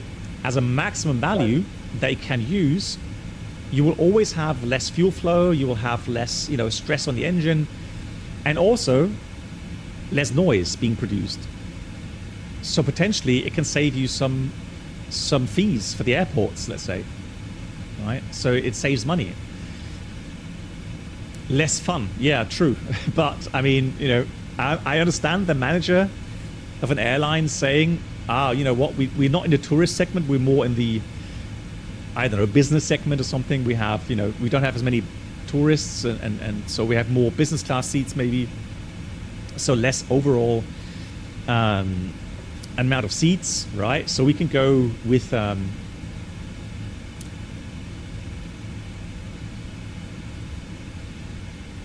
let me just have a look. It's not working, is it? Hang on. Let's refresh that.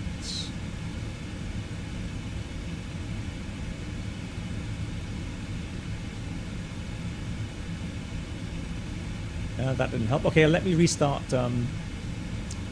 Restart Volanta. That's weird. Yeah, thanks Fishcup for the feedback.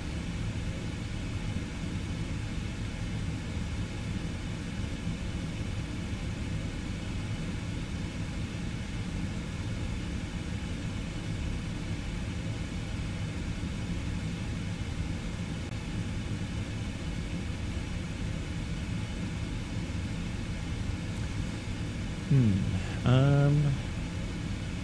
have to close that with a task manager.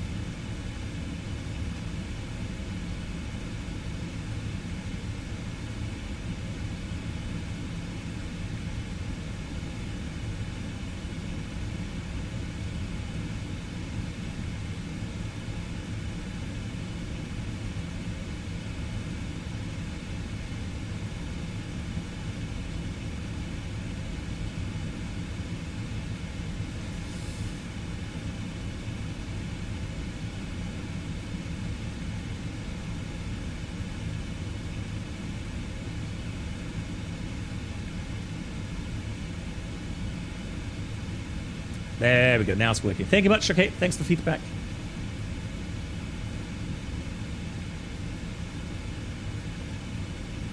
Much appreciated. Right, where was I? Oh yeah, it's engine thrust, right? So, and then of course, up to now we've just been talking about the max possible output. Fishcup, just to check again, where did you put your question again? Regarding the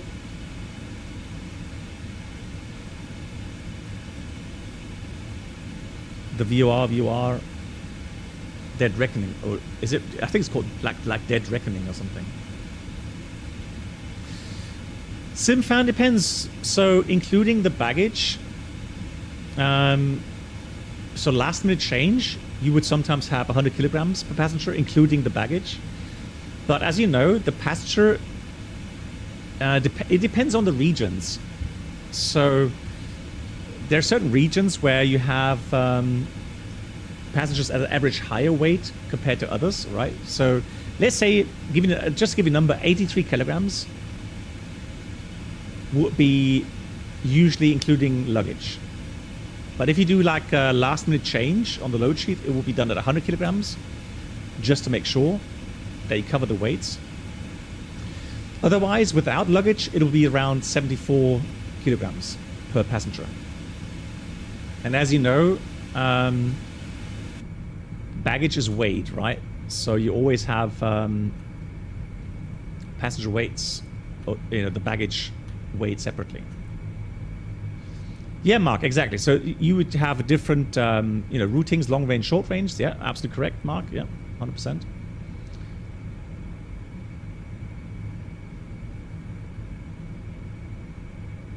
Adiole, hi. How are you doing? Axel, what you mean with the engine TBO? What's TBO?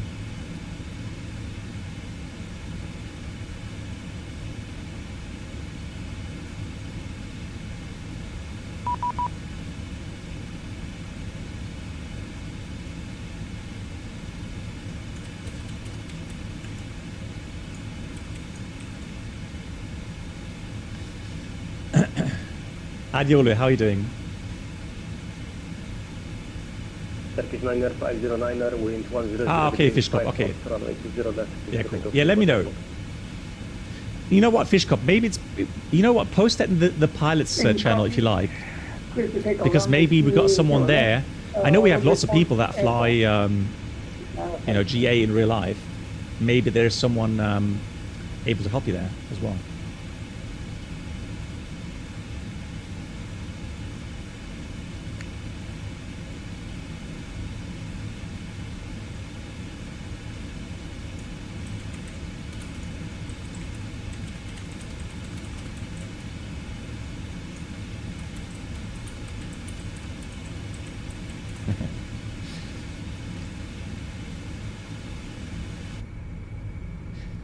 Yeah, so the fan. The thing is with frame generation, you got to realize that sometimes you get some artifacts.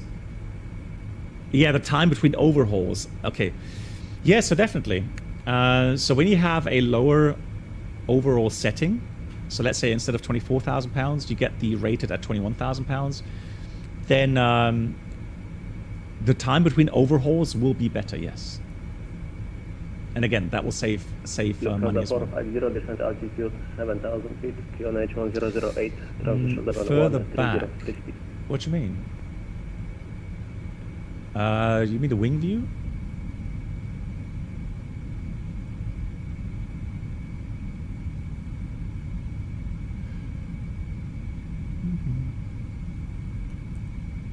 Lufthansa 450, descent altitude 7,000 feet, QNH 1008. All right, let's save this view then. Free speed.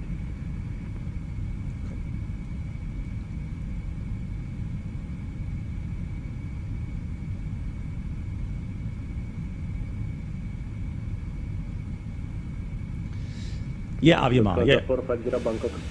Yeah, of course. So if you are at higher altitudes, or generally you have higher temperatures, then you want an engine that has more thrust output, or it has a possible thrust output. So when we go through our takeoff calculations, obviously again we only use as much thrust needed to get the aircraft with the current takeoff weight and the current environmental conditions airborne, right, in time. So your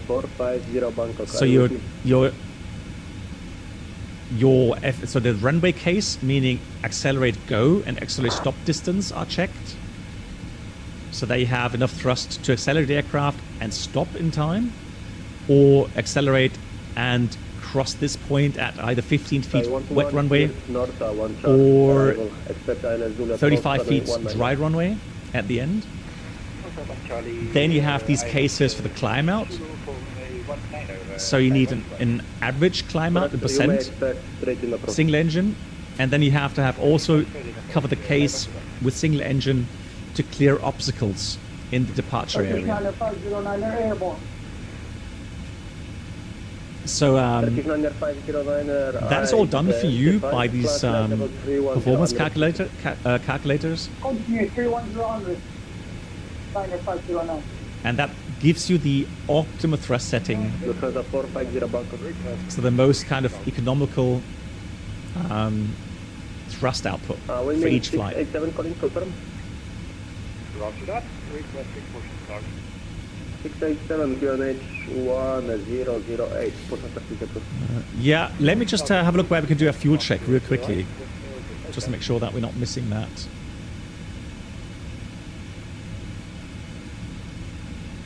So we've got, we're airborne for 25 minutes now. So TDAR. So this waypoint here, we'll do a fuel check there. So let me just put TDAR into the fix.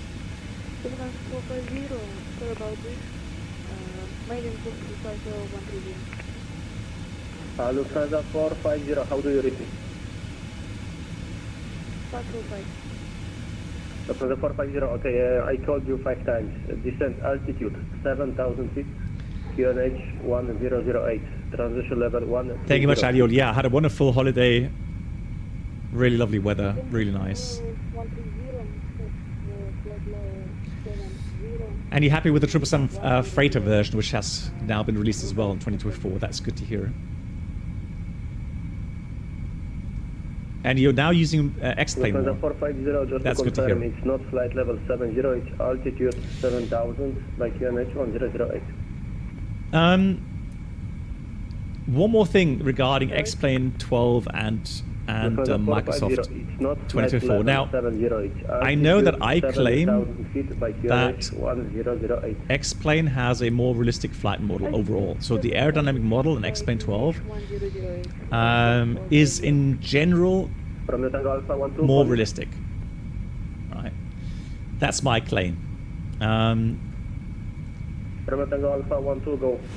However, what I want to do is I want to back that up with some imperial data. So I'm planning to make a comparison video. So we compare gusty wind conditions in Microsoft using small and large aircraft, and I'll give you my expression or my experience, and we'll do the same in X-Plane 12. Because at the moment, all I can say, okay, Adiola, well, I'm good to hear that you're happy with X-Plane. Romeo Tango Alpha 12, start at is approved, QNH 1005, report ready for taxi.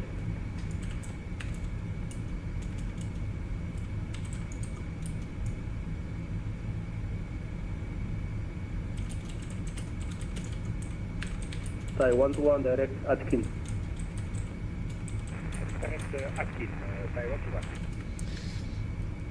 Yeah, so the idea is that just to make sure that I don't tell something silly or something that's not correct, right? I want to make another very, very detailed comparison between my impressions using Microsoft Flight Sim 2024, not 2020, because we have moved on, right? So 2024. And also X-Plane 12.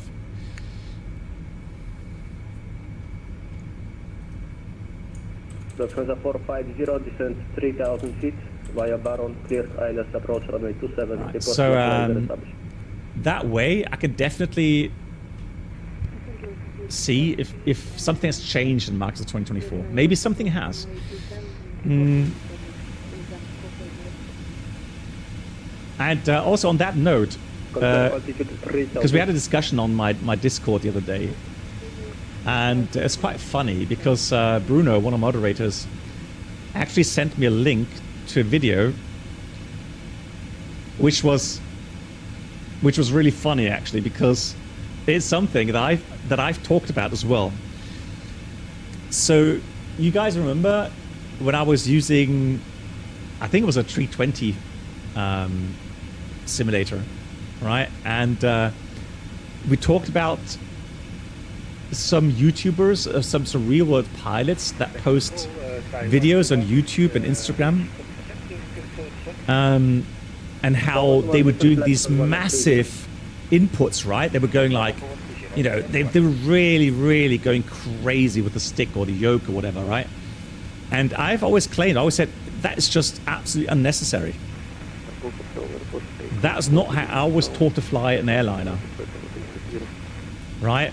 And why is that? Why is this totally counterproductive in an airliner? Well, it has to do with inertia. Right? So inertia means you have an object with a certain weight. Hey, Continuum. It's orbit, right? Which direction you are facing? Yeah. I'm trying to find the link, Continuum. And a big shout out to Conti. If you don't know him, check out his channel, please. Here on Twitch. No problem. Just a bit longer taxi for you. So, taxi holding point Echo 1, runway 20 left via Delta. I was saying that, especially, let's say, in the 320. Thank you, Conti. Thank you so much. So, especially in the 320, it's a fly-by-wire aircraft, right? And also, it has inertia, right? So, it means a certain mass at a certain speed is moving through the air. Now, in order to change that path,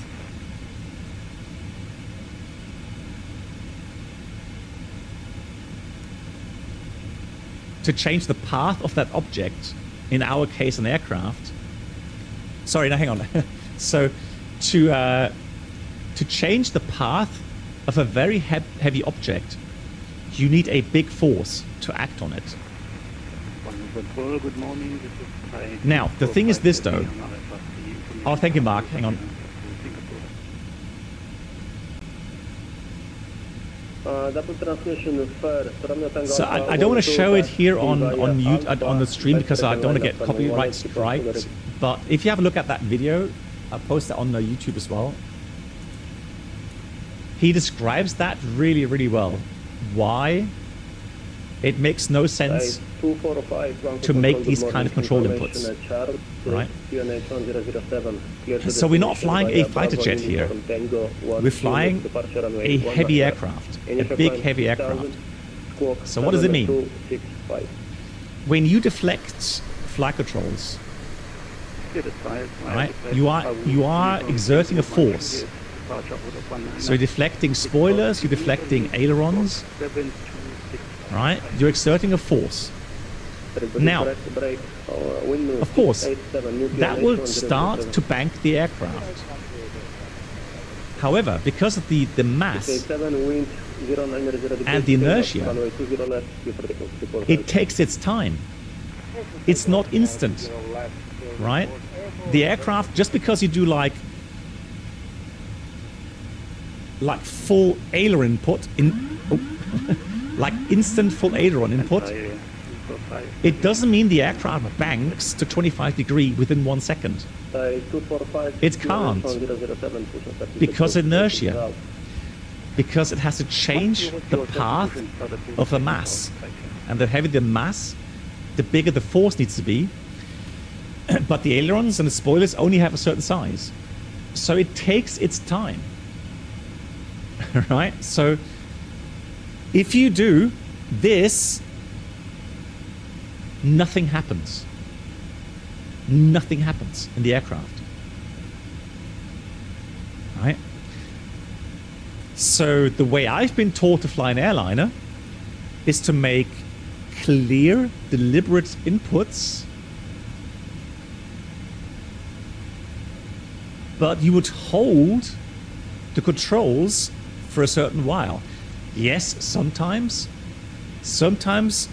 you have to do a quick input, but you would hold that input for a while.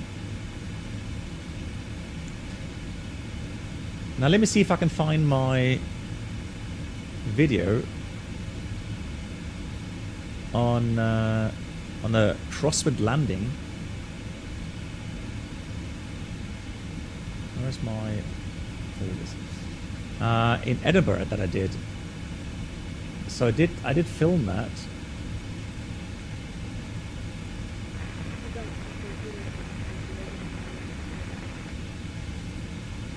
And there was a lot of crosswind. It was gusty crosswind that day. But as always, you would do deliberate inputs. and not go crazy with the stick. You don't just slam it left and right. Right? Avenue 687 identified. Continue flying flight level 330 unrestricted.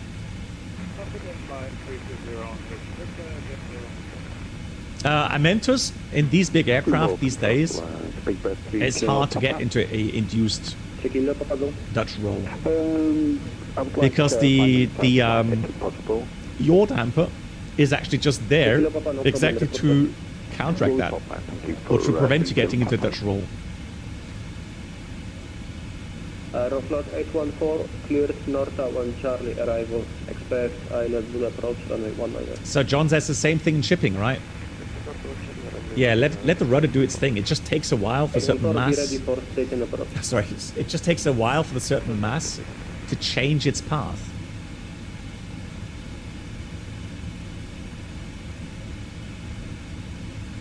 And so I know my instructors, if I were going crazy like that, they would have told me off. They would have asked me, what on earth are you doing there? Right, so again, deliberate inputs, right?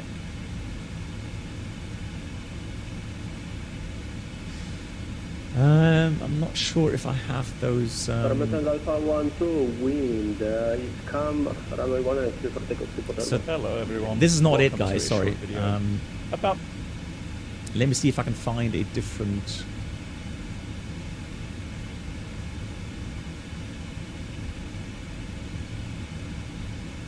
If I can find the video, I don't think I have it here though.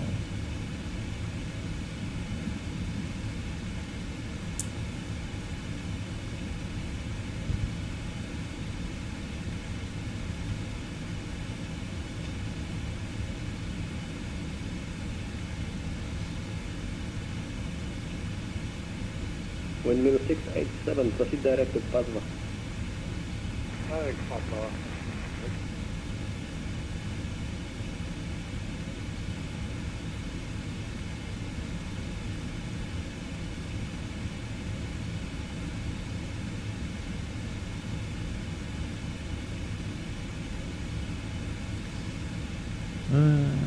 So many.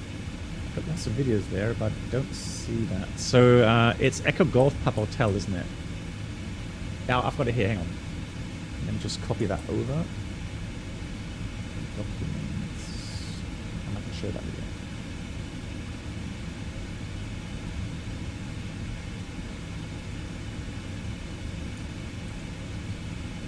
Parameter Alpha 12, you are identified.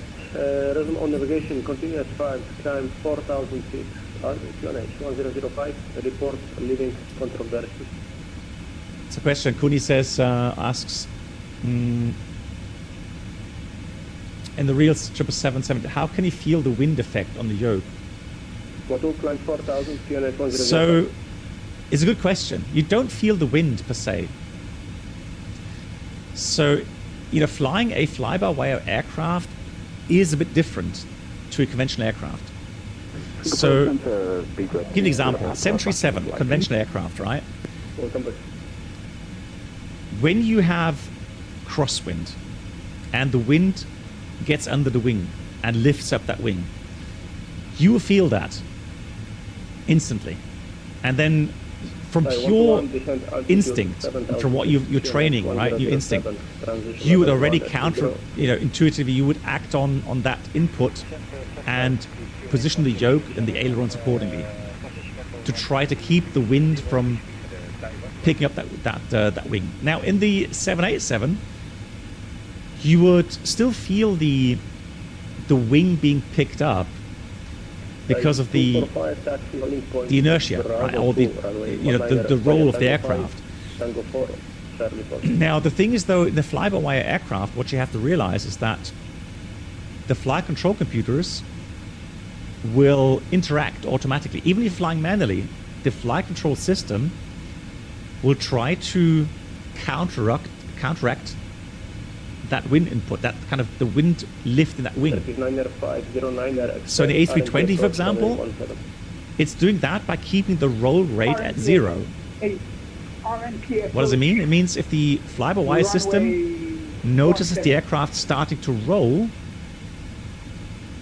and you have the stick in the neutral position, the flight control computers will try everything in their might, all right, to keep the roll rate at 0. So it will automatically, even though you're flying manually, it would position spoilers and the ailerons accordingly to keep the aircraft from rolling left and right. And so is it hard not to react? Yes, so that's a good point, Mark. So if you tried to intervene straight away with the stick, you may get that kind of situation where the flight control computer is already positioning the spoilers and the ailerons accordingly, or in the process of doing that, and then you, on top of that, interact with the flight controls, which could then overdo the reaction. And so, in this case, you could actually start getting that pilot-induced oscillation, PIO. And the only way you could stop that is just let go of the stick, really. Just stop your inputs, let the aircraft stabilize, because otherwise you will go left, right, left, right, left, right, and the whole thing just keeps going, right? Taiwan 21, continue present heading vectors for approach, island 0, runway 19. Heading and second direction, runway 19, Taiwan 2. I don't really have the time to check Discord when I'm streaming all the time. So generally no, because I have people here in the stream where they can post their questions. So in general, no, I don't always check Discord.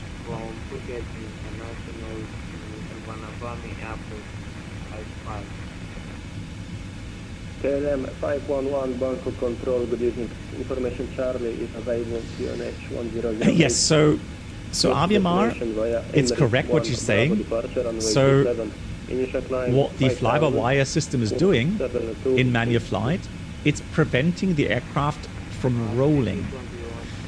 However, you are correct. If the wind speed changes, then your track over the ground changes. So even though the wings are being kept level,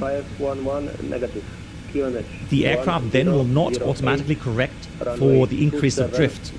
It does that if you fly with autopilot on a routing, so an LNAV, or if you're flying on the localizer, then the aircraft will counteract that. But if you're flying manually, then yes, then you would have to correct that drift again. Enzo, hello to you. Thanks so much, Dynam. Thanks for saying hello. Have a good one. Good night to you. And Complex Track, hello to you. Welcome.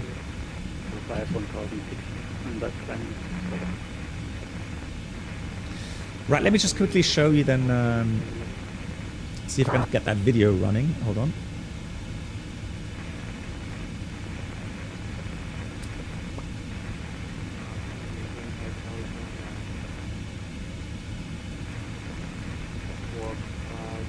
So those of you that have been following my streams for a long time, you know that. So here's that video. Have a look. 245, you are identified plan flight level 370 unrestricted.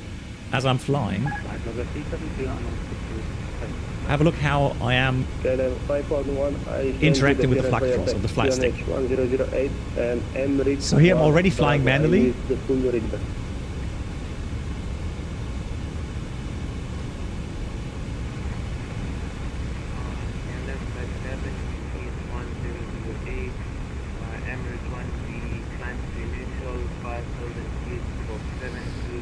And then as we get closer to the runway,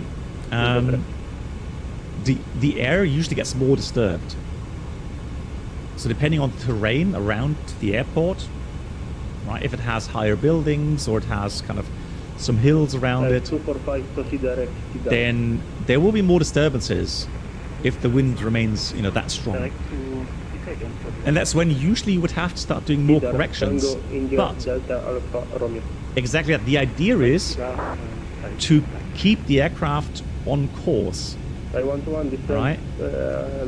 So you make deliberate changes on the bank angle and in the track of the aircraft to keep it on center line. But what you don't do, you don't go like crazy left and right with the stick.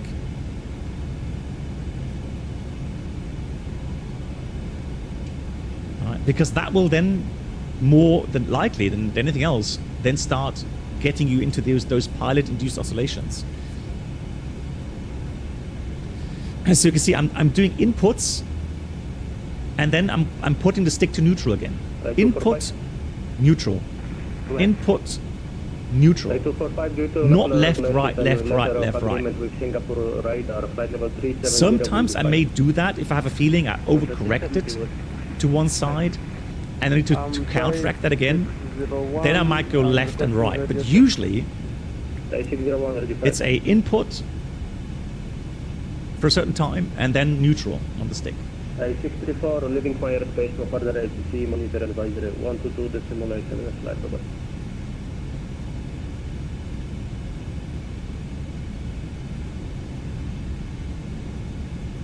Apologies. What's that for Singapore 711 Heavy? Airspace advisory, 122, the simulation. I think I blocked you. Was that for Singapore 711 Heavy advisory, 122.8? It was double transmission. I was calling advisory for Thai 634, Thai 634 advisory, 122 decimal 8. Right now I'm flying the 787, yes. Singapore 711, say again? Yeah, no, I was just wondering if you did call me, but I'm here, so level 370, and yeah, waiting for your call later on then. Thank you. Yeah, Singapore 711, that's correct. Stay on my frequency, you will be leaving my airspace in about 80 miles, 80. Perfect, thank you much. So look at this. So now I'm doing some bigger inputs, but you can see I'm kind of holding those inputs, and I'm waiting for the aircraft's reaction. So it's always a very deliberate input.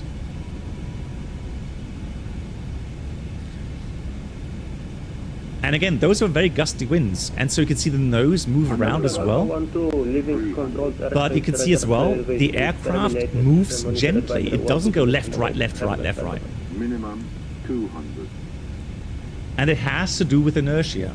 It has to do with the aircraft being on a path with its mass. 100.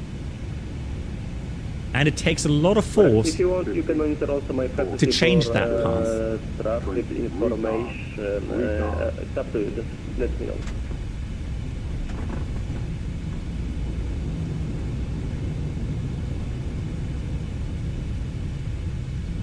So there we go. Turkish Runner 509. Yeah, that was in Edinburgh, yeah. Ready for descent in next 5 miles. Turkish 509, when ready, descent flight 1130. Roger, 130. Exactly. Let the fly-by-wire do the work, and then only correct what's necessary to correct. Thai 121, descent 3,000 feet on heading, clear Thailand, Zulu approach, runway 19, report. How does it make sure it's on track enough? Right, so, well, I mean, so really, right now, what the autopilot is doing, so you can see the track, the prediction here, the track prediction. So it has its calculated path, programmed path. You've got some crosswind, and the aircraft will correct automatically the heading depending on the amount of crosswind that you have. And it can happen that the aircraft just goes a little bit off the track. Well, it will then just re-intercept that track line.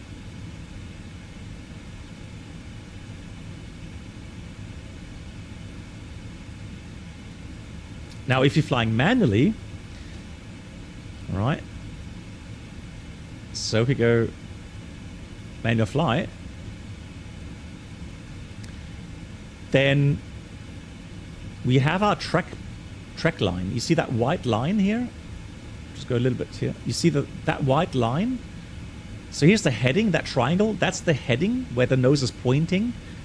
But this white line there is where the aircraft is going with reference to the ground. So if I am a little bit right of the track line, I'm gonna have to put the track pointer a little bit to the left of the routing again to recapture the correct nav mode, the nav line again, that track line again. You see? So now if I'm on the routing, I would put that track route or that track line onto that programmed path, that programmed lateral path. And if I do that, the aircraft will stay on the track. And that difference here is the drift angle. And the drift angle changes with relation from the aircraft speed and the wind speed. Thai 601. Hey Ducky, Center, Thai 601, requesting IFR clearance to Bangkok. Connie asked, do you feel the right trim on the yoke? Yes, so the pitch axis, yes. And the real aircraft, and just like with the fly-by-wire, or the force feedback yoke, if you're flying here on the flight sims, then you will feel the aircraft being out of trim, yes. Which mod for DCS do you recommend? The F-16 or F-18? It depends. I think both aircraft have the same kind of complexity, but it all depends what you would like to do. So if you like to, get to land on aircraft carrier, you would definitely the F-18 for that. Now, if you don't care about aircraft carrier, if you think, nah, I just want a very versatile aircraft that's good in dogfighting, good in air-to-air, and also good with air-to-ground, then I would go with the F-16. But both of those are good add-ons. Both of them are really, really nice add-ons. And again, the only difference really I see is, can you land on an aircraft carrier with it or not? Abimar says, one thing that I hate about crosswind landings, it's hard to judge visually where are you pointing. Because of crap. Yeah, but the thing is though, Abimar, in the end, it's one of those things that you train. So you get a feeling for what the aircraft is doing with regards to drift if you look outside.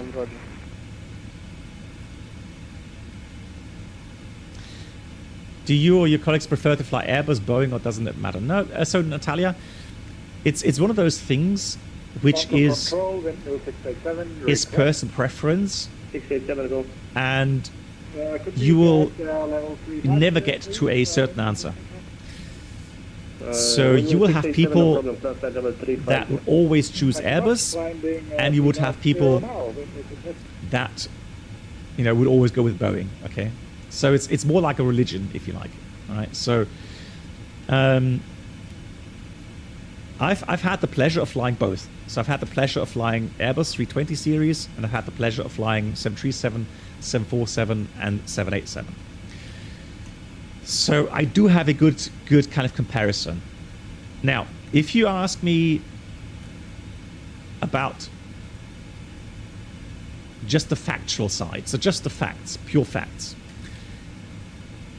If you look at your workplace, so again, let's leave aside the fun fact in the sense of how does the aircraft feel to fly, forget all of that. So let's just say you're spending 12 hours a day in this very cramped flight deck.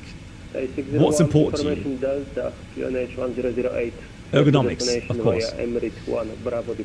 So having a yoke between your legs for 12 hours is obviously something which makes it more uncomfortable. Right? You can't cross your legs, you can't really You can't move the yoke, right? It's there. You can move your seat, but that's limited though, right?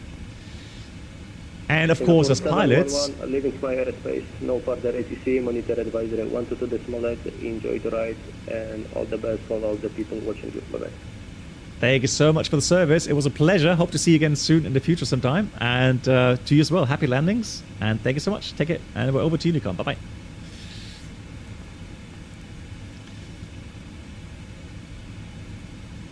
Yeah, so, having a yoke, obviously, is less ergonomical. What else is maybe impossible? Not impossible. What else is important? What about sound, noise? So the 747, 737, they are very loud in the flight deck. Very loud. The 787 has improved a lot. It's actually very quiet. I would say it's on a level of an A380 regarding the sound level, the noise level in the flight deck. So you can comfortably fly without your headphones on or headset on, right? So there's no need in flight for noise compensation, really. You can't do that in a 747 or a 737. If you do that in a 747, you don't wear noise compensated headsets, you will damage your hearing in record time. It will take only a few weeks and you will have damaged hearing. So again, it's one of those things where ergonomically Airbus is much, much better, right? Because that flight stick, I mean, let's face it, how long do you use the yoke for on each flight? 5 minutes, 10 minutes? Right? So the rest of the time, this is just in the way. So Airbus with the flight stick, great solution. Very nice. So yeah, and I was going to say, as a pilot, you have to reach the flight controls instantly. Right? So you can't put the seat in a position where you can't reach the yoke or the rudder pedals. Right? So you always have to be able to take control manually, instantly, if something goes wrong. Right? Now, let's come to another thing. For me personally, and again, I'm just saying personally, all right? Everyone is entitled to their own personal opinion. I can only say what I felt flying Boeing aircraft and flying Airbus 320. Again, ergonomically, Airbus is the clear winner, hands down. I have no problem admitting that. Airbus, ergonomically, brilliant. Now, emotionally, the aircraft that had me, giving me goosebumps regularly were the 747 and the 737. Especially when it comes to these very gusty crosswind landings. The way that you feel the aircraft, you connected to the aircraft, it's hard to describe. But it's there. You are really, really nicely connected to the aircraft. And it gives you an enormous amount of satisfaction landing a 737 or 747 or even 787, even though it's fly-by-wire. But it's not as much fly-by-wire as an Airbus. But still. So emotionally, I've always been really connected with 747 and the 737. A319 2021, not so much. Honestly, more than often than not, I actually had the feeling I was in a really, really rocky approach, really gusty winds, right? Plane going left, right, up, down, right? So, and me, inputting something in the stick, but the aircraft somehow reacted in a way that, yeah, I command it, but somehow it felt strange. It felt synthetic. It's hard to describe the aircraft. So sometimes you would land and you would think, why did it do that? why did it land that way? Right, so it's hard to describe, but again, it's just so weird. It's really, really strange to see what the Airbus did. And so, yeah, emotionally, I never got that attached to Airbus. Right?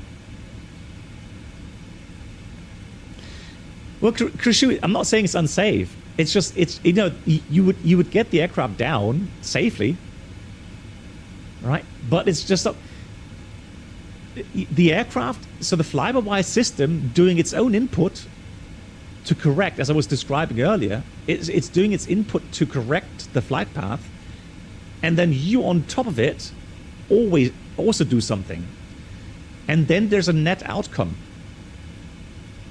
right? So it's something, it's weird. It's just different. It's not, so what I'm not saying, so just to make sure, guys, what I'm not saying is that that the Boeing is safer to land or fly compared to the 320. That's not what I'm saying, because that will be untrue. So Airbus and Boeing have the same safety level, right? I'm just talking about emotions here, right? Fish cup, oh no, fish cup, I hope it's not my fault.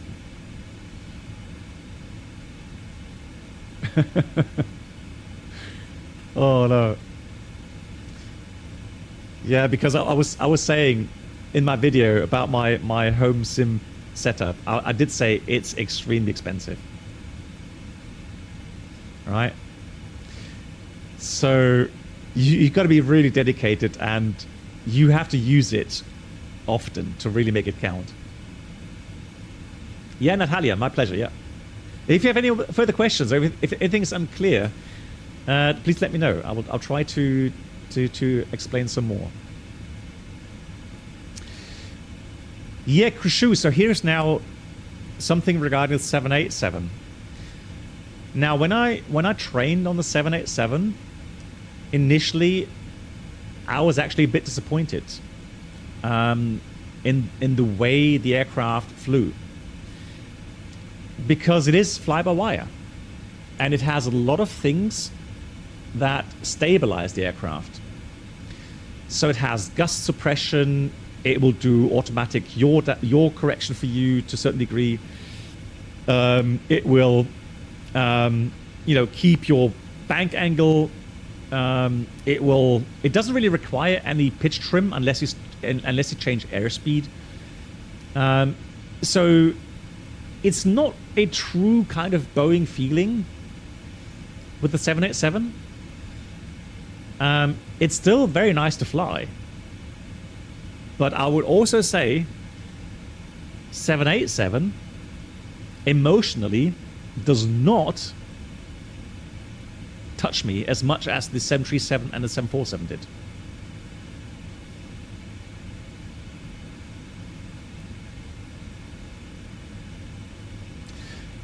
I have not ordered a MCDU. The reason being is that some people were giving me feedback saying that for streaming, it doesn't really make sense to have an MCDU because people do not see what I'm clicking if I use a hardware MCDU. So really, for them, it's better to see the mouse pointer here on the screen, and then Bobus, Avenger. I mean, it's the way it is, right? It's the way it is.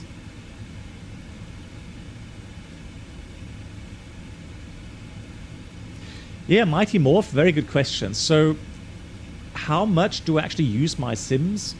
So my home cockpit sim when I'm not streaming? Let me put that into a relationship. So streaming, so online flying compared to offline flying, I would say it's about 75-25.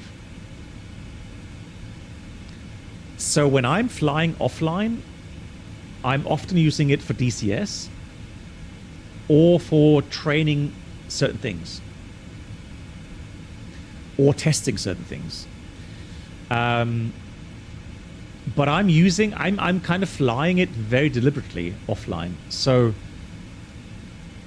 it's, you know, it's not as much as when I'm streaming, right? So of course when I'm streaming, I'm flying, you know, time-wise a lot more compared to when I'm offline.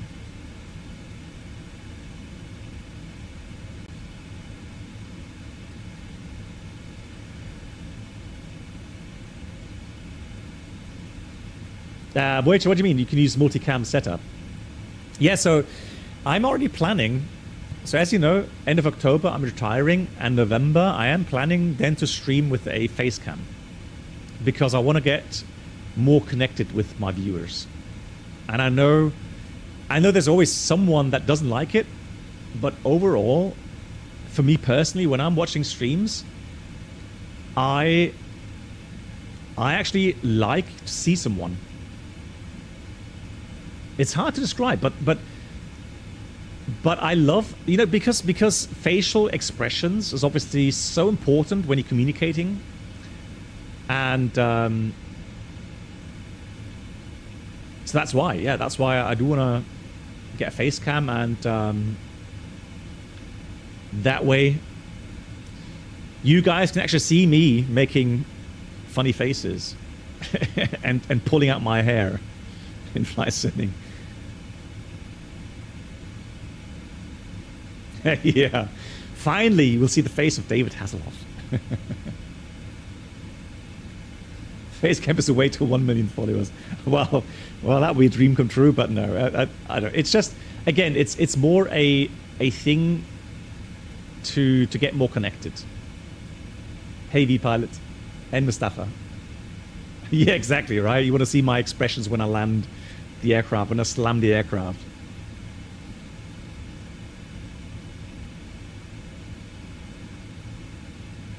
Yeah, not much longer now. Yeah, end of October. It's 5 months now, isn't it? Yeah, 5 months.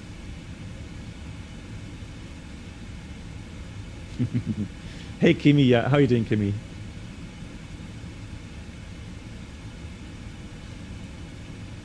Right, I'm going to go and see where I can do fuel checks. So we had, we've got, how much time did we have? We've got 1 hour 6. So did we just pass Upron? Hang on.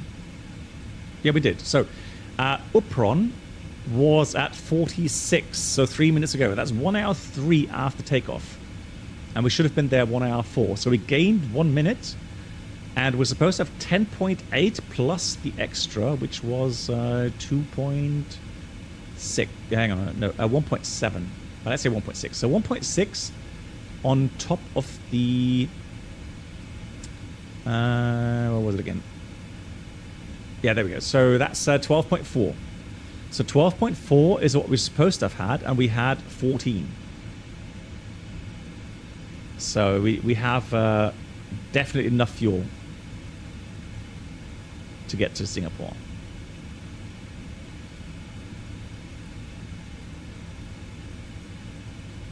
Axel, really? What, you have end of October, 31st October, it's your birthday. Yeah, time is racing. I know, it's racing. Welcome aboard the Captain Black Box Twitch channel subscriber experience. Yes, and Voyager, also good point. So as I mentioned, I want to get back to GA flying, IRL, and I've already got the camera for it. So 6 months in advance. Oh. Looking forward to see your face after retirement, D. Thank you so much, Torsport, with the 6 months in advance, and that's 22 months already in total as well. So Torsport, thank you so much for your support. Much appreciated. Thank you so much. Yeah, so I do want to do some vlogging flying GA aircraft. And so what I am hoping to do, so this is the plan for now, what I'm hoping to do is actually go fly Cessna 172, and then I'm hoping also to rent out either Piper 28 or Comanche or something as well from time to time. And then I'm going to get my friend to take me up in his glider aircraft. So I'll be hopefully covering many different aspects of GA flying, and who knows, maybe then some of you guys will maybe want to go and go into GA flying as well. Oh yes. Oh, hang on, V-pilot. That would be brilliant. Bogota, and let me know when you have that.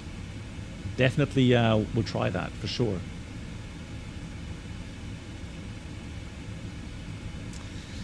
Simfan says the flying reporter on YouTube flies a Piper 28.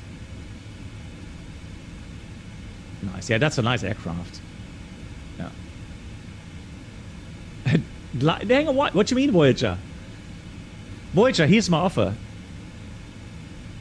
If you want, I guess next year. This year, I'm not sure if I imagine, but next year, I mean, I'll take you flying the Cessna if you like. I mean, you don't live far away from me, so I'll take you up in the Cessna. And then, maybe we could get my friend to take you up in the glider. He's an instructor. He's a glider instructor. He was flying 747s IRL. Trust me, he's a great pilot.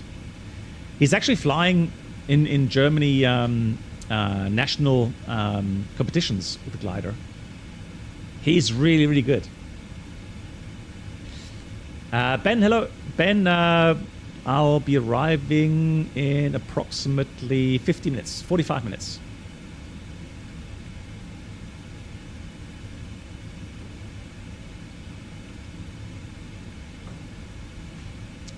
Just got a cold coffee.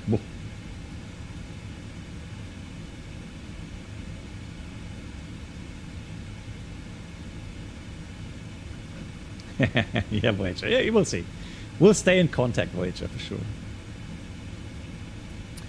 Kimmy, you have not been to Changi Airport for 30 years. Yeah, I mean, it's a new scenery, isn't it? It's been released, when was it, two weeks ago or something?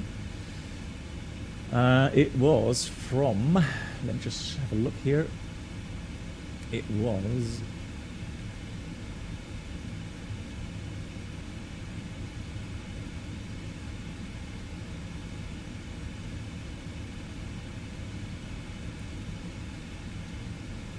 Or was it even longer ago? Hang on.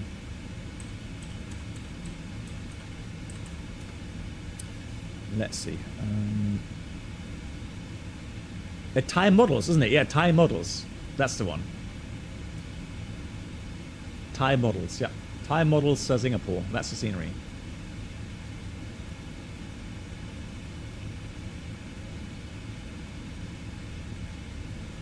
Ben, and let me just give you the overview here. So right now, yeah, I have to keep that private still. When I have retired, I can talk about all the things regarding what airline I was working for.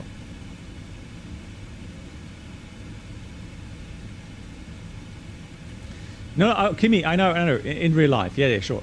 I know. Yeah, I've been to Singapore. The last time I was there, like 3 years ago, I think. Three or 4 years ago. It's the last time for me.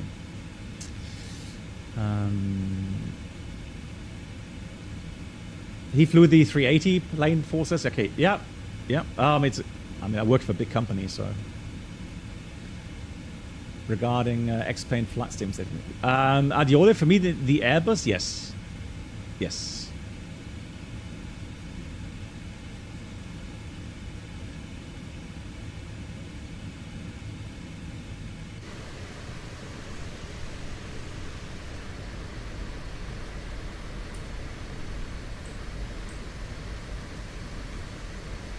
I keep forgetting what key combination it was to... Is it shift 5? How to level the viewpoint again? Hold on. Was that it? Yeah, that was it. Okay, cool. Nice. 5 on the keyboard. Meta for Singapore, thank you. 330 at 3. And we did plan, what did we plan for landing? We planned runway 02, yeah. 02 left, I think we planned.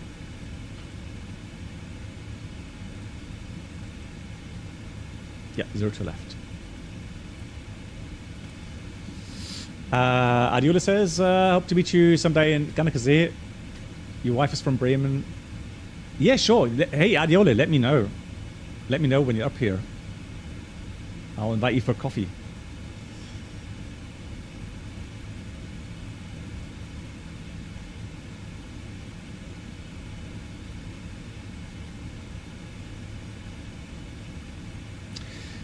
Do you think it's smart to only operate with a Dreamliner as an airline? Probably not, no. Because if there's an issue, technical issue that grounds the whole fleet, then you could go bankrupt very quickly. So it's probably not a good idea, no.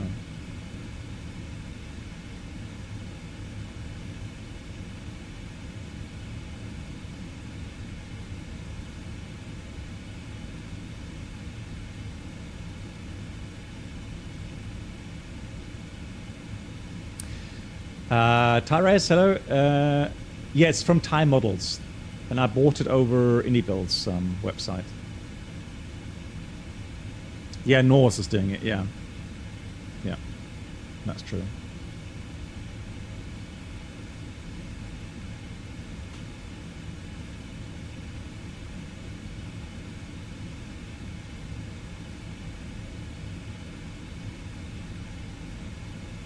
Hey, Bob, always. Didn't I invite you already to it? Was it you? Did you invite me to coffee or did I invite you to the coffee in Frankfurt?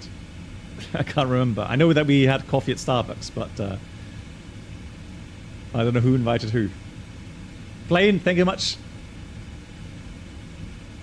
Have a good one. And Bob, I hope you're doing well. Nice to see you.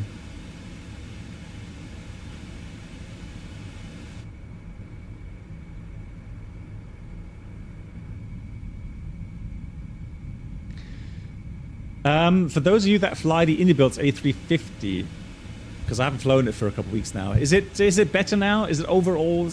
Is it more stable? Do you think, or are people still running into issues with it?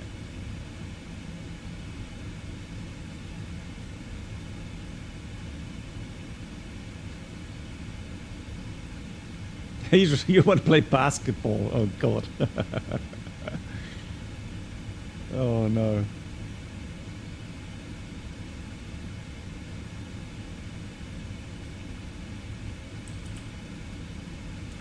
That is a different request. Yeah, that's true. I've not heard that request.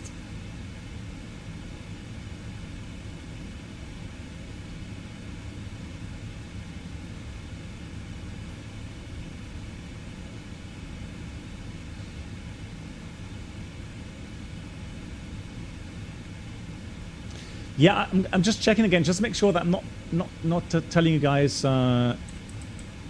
something silly. Is it Time Models?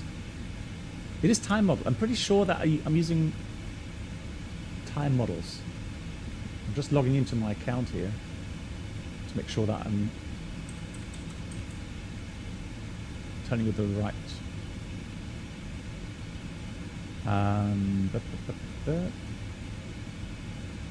Yeah, Time Models, because I bought it today. Time Models, Singapore. Time Models, yeah, AFM. And Shedhead, hello to you. How are you doing?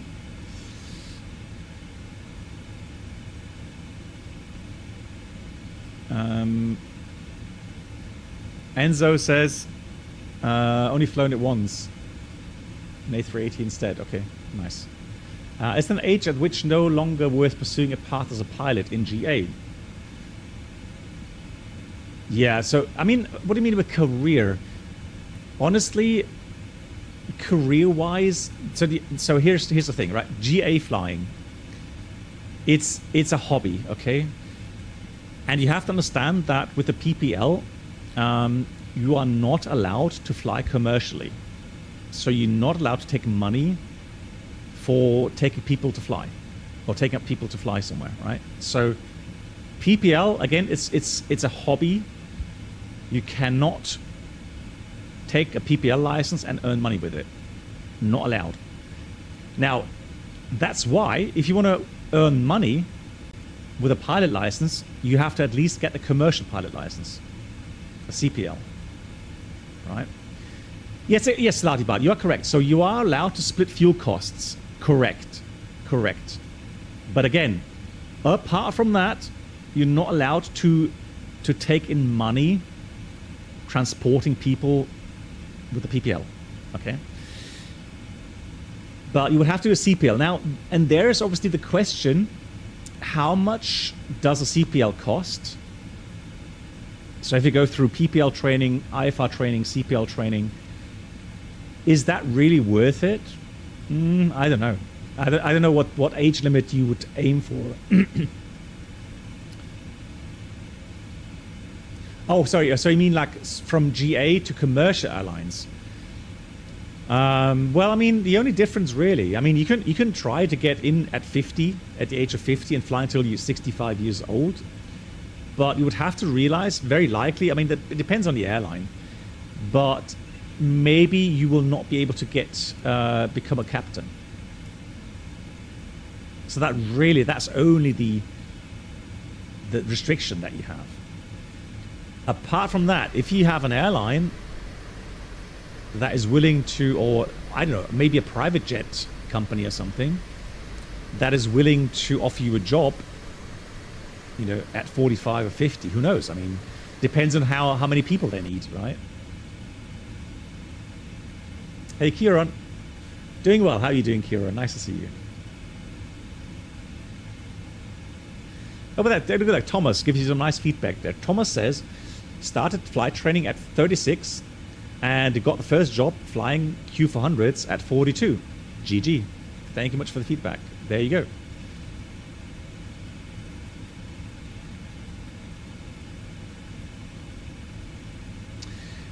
Axel, so here's the thing, Axel.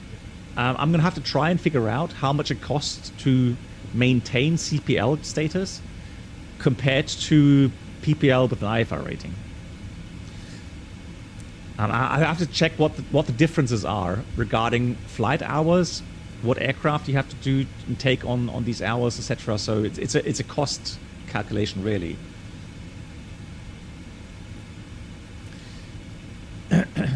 Would it be realistic for Lufthansa, for example, to hire a 45-year-old student pilot?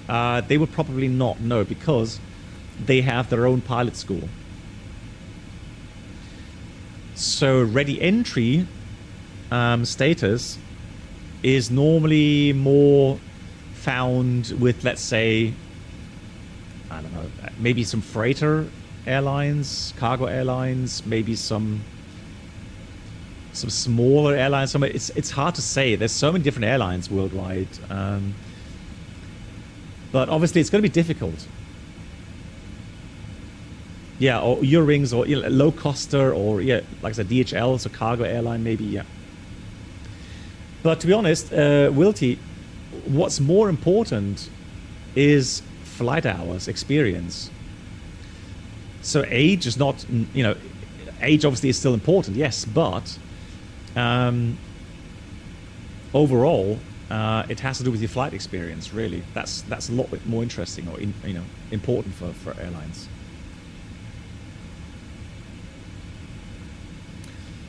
Silent Hunter says, currently working on the PPL, just have a check right, left, and I can say it's super expensive even if you only fly the legal minimum. Yeah, it is, yeah.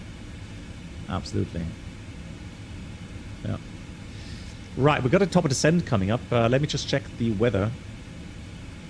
So that's 1930, yeah, 15 minutes old, 3107, few 1600, broken 15,000, and the QNH is 1008. Let me just dial that in already. 1008. And then, we'll fly the 02 left approach. There's no VATSIM service at the moment.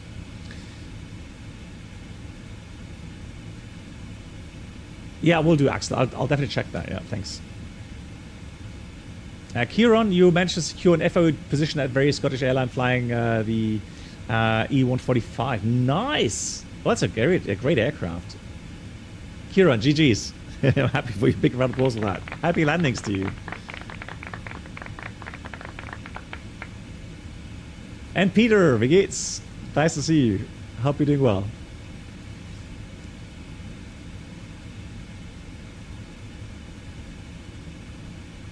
So for the arrival, we're flying the Elalu 1 Alpha arrival. So we are currently towards Keelot. Now we have PBAP, 250 knots, 210 below. Correct. Then we got PASPU at 220 knots. I have to enter that. 220. Oh, it doesn't do that. Yeah, that's a problem, right? Yeah, you have to enter an altitude with that. So let's say that's 30 miles. Let's say 110.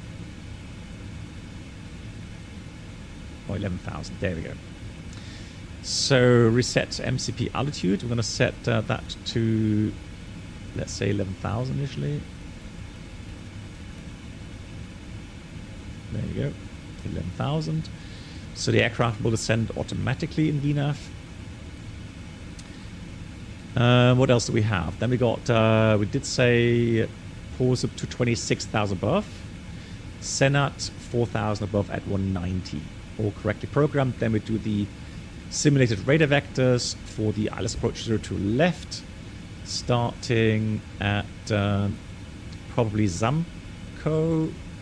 We're actually starting at Akipo. That's fine as well. Akipo. Onto the final.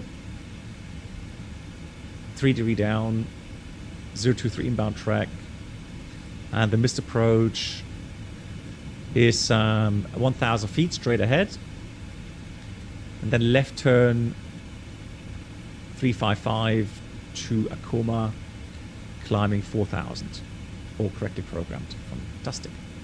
The minimums, Cat 1, Delta aircraft. That's all aircraft. So 230.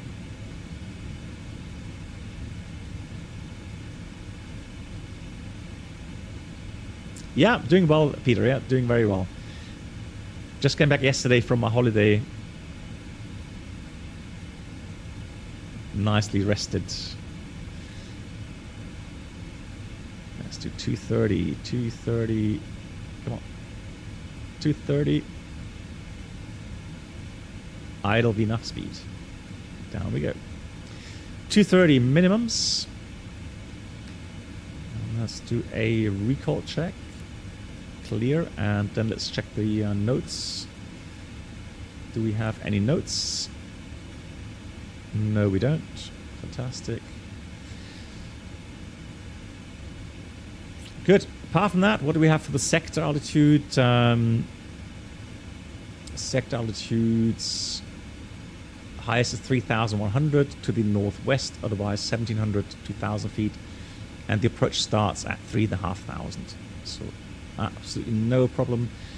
After landing, we will leave the runway on a high speed, probably Fox 3. We'll have a look. We'll have a look at the exits. Let's see if we get some info for that. No, we don't. So 4,000 meters now. What I would like to do is a config. Let's see. Well, let's do flaps 25. With a order break 2 would be optimum, I think. So let's go landing en route. Let's go 0 to left. Config 25. Order breaks 2. The weather. Calculate. So required is 2,200 meters, and available is 3,200. So 2,200 meters. Yeah, so I think either Fox 4 or Fox 3. Right off Foxtrot. And then we're going to park here. on this terminal here, I think. Oh, why? Hang on. Why is that? Oh, lol.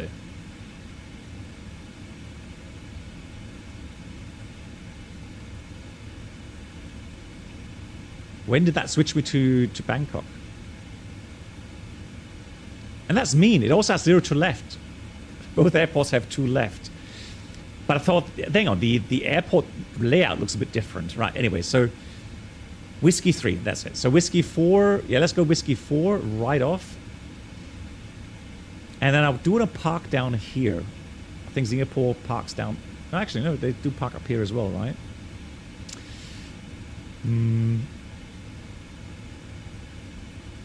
But the heavies, let's see. Now I'll go here. So I'm going to go Whiskey 5 or Whiskey 4. We'll go November, Romeo, and we'll park somewhere here.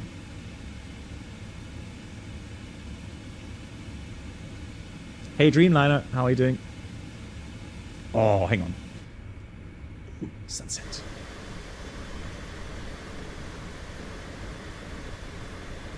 Yeah, I was hoping for the sunset. Because that way you can see the coloring now.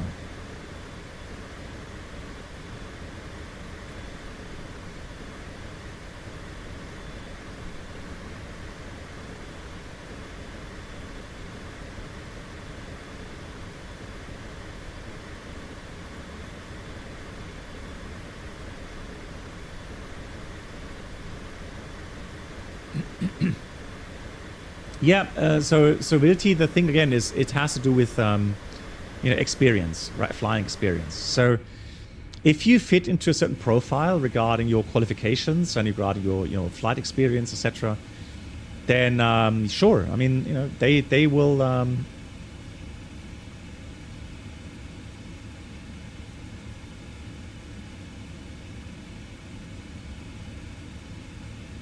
Oh, that's why. Okay. Yeah, I have to get rid of that. Cool. But yeah, I mean, if you fit the profile, and if they desperately need pilots, yeah, why not? Why won't it take people at the age of 50, 55 even, right?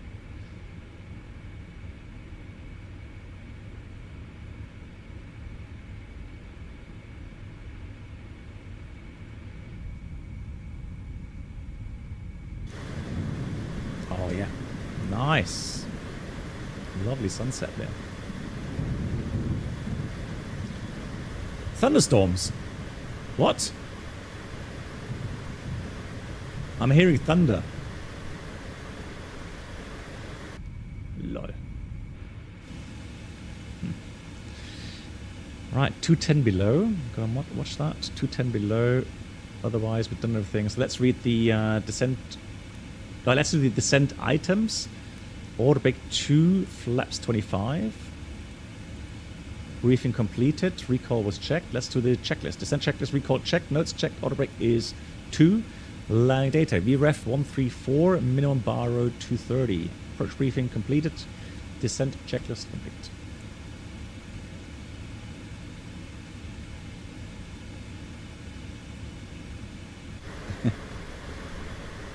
Oh, hang on. There was a lightning there. There was lightning just down there below.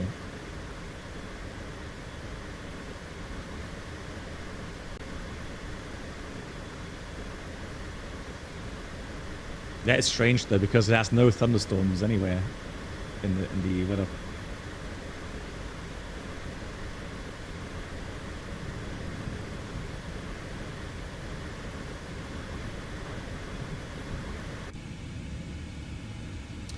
Let me put TCAS to below. Make sure that we don't miss traffic. I think the traffic is behind us.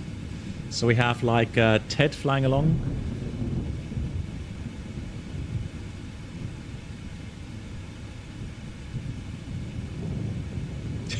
What is going on here?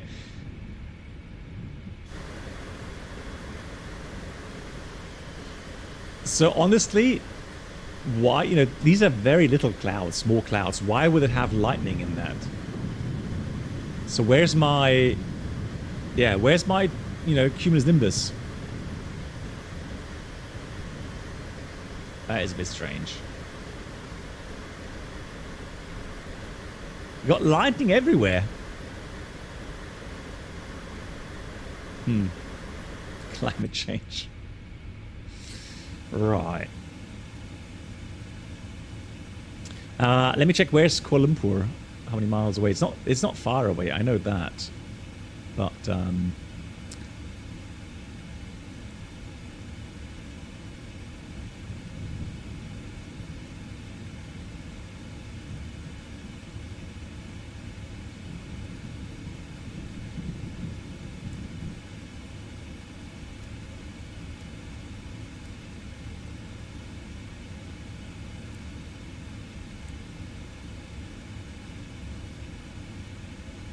is it this one here?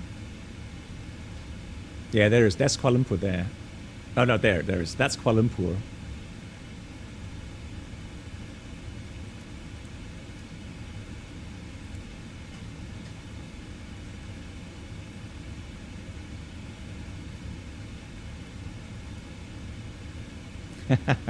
Yeah. So let's have a look here.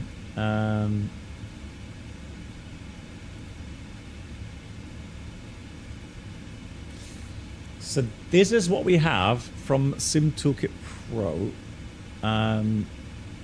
Yeah, so interesting. Look at this. So this would actually be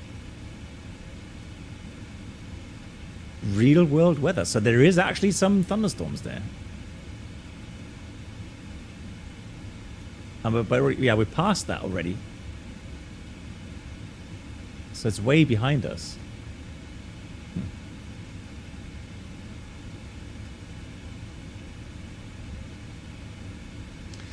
So 21,000 below, it busted that without warning me. It did say 21,000 below.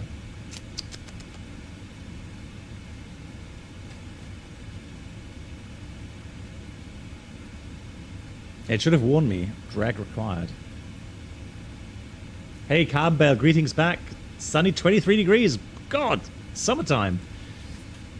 Much better than what we have here.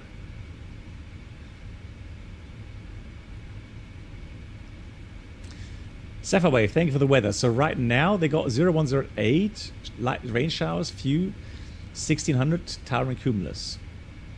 Yeah, so but that's, I mean, that's not really thunderstorms, is it?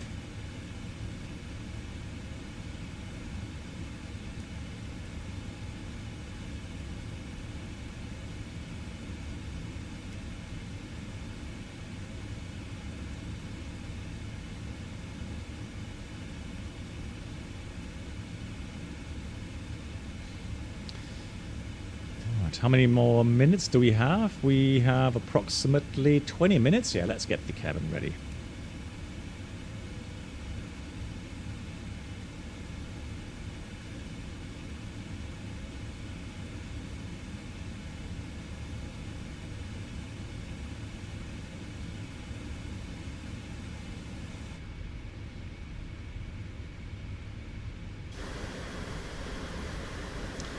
The scenery, Rafi, is from Thai Models. Thai Models Singapore. That was just recently released.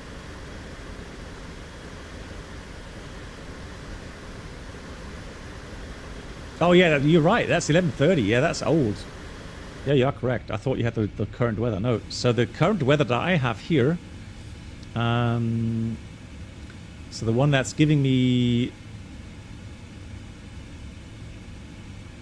here right now at 1930 UTC. There we go. Yeah, so it should be all fine.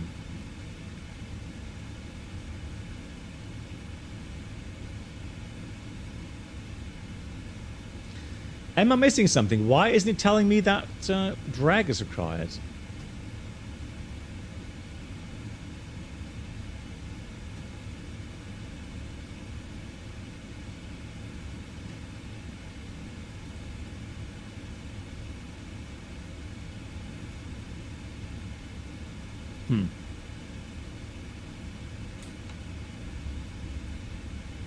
Although how many miles do we have? Got 60 miles. I know we don't need It's just on the arrival routing, but we don't really need speed brakes.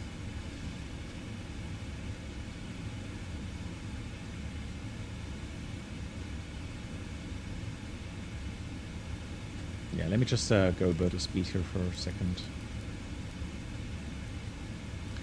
And also non-standard, I'll allow myself to go high speed. Otherwise it's going to get late today again. It's 10 o'clock. Yeah, so Ghost, hello Ghost, we are having a look at the flight factor 320 in X-Plane 12, officially updated. So I'm using a stable version, not beta. And I just want to see where flight factor stands right now with the 320. So people have asked me if I could fly it and try it again. So I say, yeah, why not? And we'll do a short hop from Frankfurt to Bremen, also on VATSIM. Although I'm not sure if we still get control because it's getting late. But anyways, yeah. So flight factor has 320. They offer a 757, a 767, A350, and yeah, 777. But I mean, A320, some people say it's abandonware because they haven't really done much with it. So the only thing I know, the issues that I used to have with the flight factor 320 was performance. So FPS performance was a lot worse in the flight factor 320. I know that it was too clean, meaning the descent rates or descent profile wasn't correct as you got closer to the airport. So it felt just too clean. So those are two things I do remember. Now, why is the flight factor, though, attractive?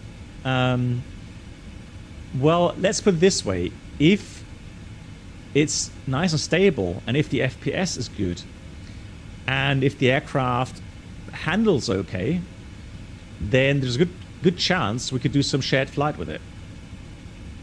I haven't tried the fly-by-wire 320 for ages, Axel. The reason is, and also the 380, the FPS isn't very good. Now here in the PMDG, very nice and smooth, locked at 60 FPS, and you can see that on the screen as well. Very nice. So better compared to the 350, for sure. More pen clicks. What do you want? Is that like to calm your nerves or something? I mean, it does not calm my nerves, but you never know. The 320 Neo performance is quite good. Goes to what 320 Neo? Which one? Fly-by-wire. Yeah.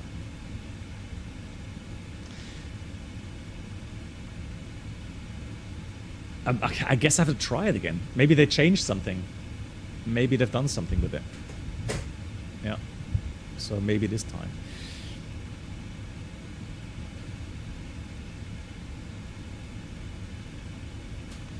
So the airport will be about 1 o'clock.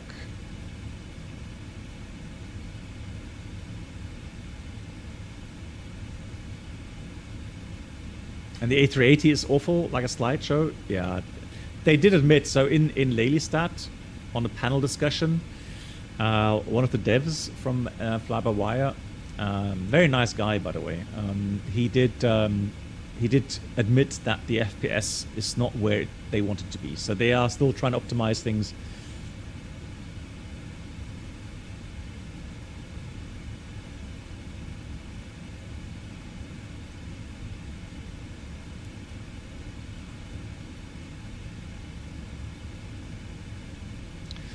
Okay, so let's go back. Let's do this. Let's go down 6,000. I'm going to do this lever change. Oh, bad click spot. Autopilot, thrust, flight lever change. Speed. Bit of turbulence.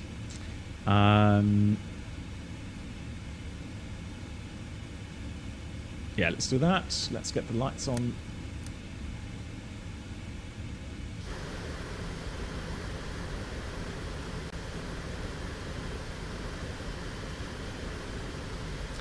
Singapore Airlines, to my experience, a very good airline. Very good.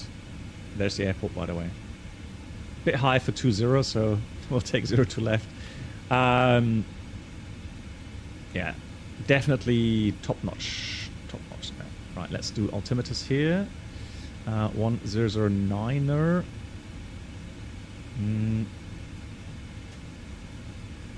008 actually. Okay, approach checklist. Approach altimeters 1008. Approach checklist complete. Hey, stick figure.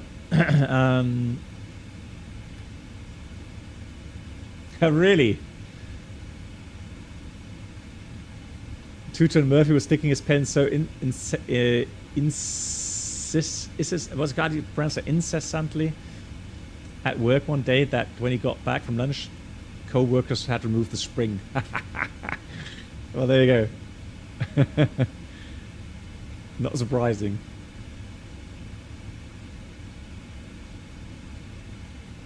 Cool. All right, then we go 250 knots. Thank you much, Sapphire. Thank you for reminding. 250 knots. Here we go. Business cabin is quite old. Really, is it really, Axel? So they've not really updated anything there yet. Okay.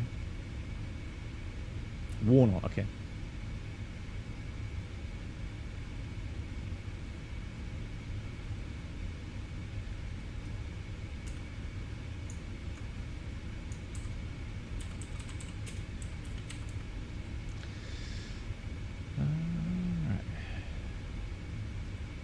Some rain showers in Bremen, but not much wind. Okay.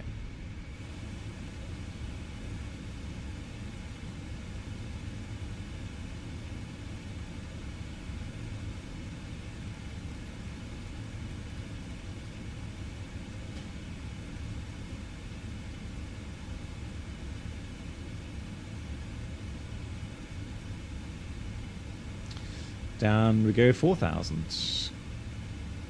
There's a bit of speed brake here.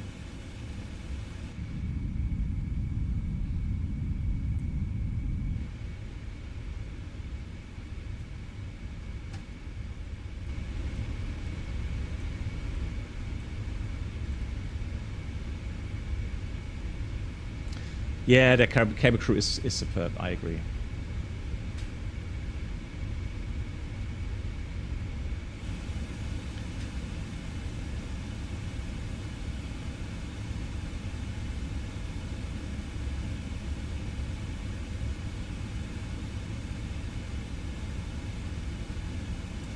Speed brakes in.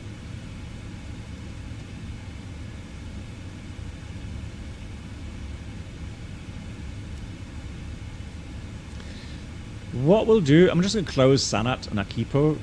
And then we'll slow down as well. Down to 20 knots.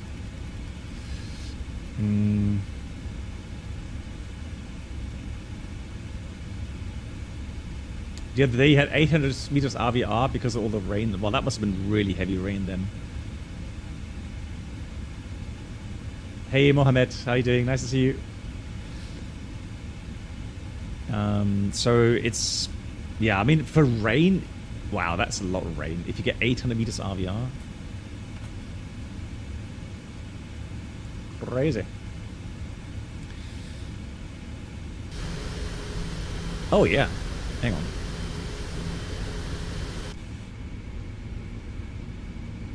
There's the airport.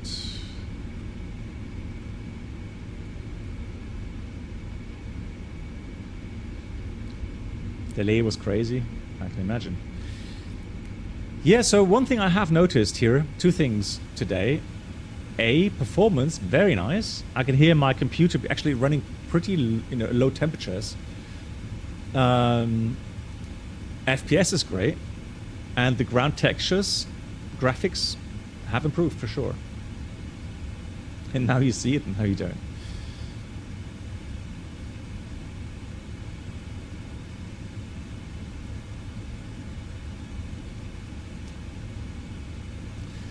Vinyl, it was the release of the SU, was it? The normal update. I don't use betas. I just use the stable versions. SU2, thank you much. Yeah, that's the latest official. Yeah, that's correct.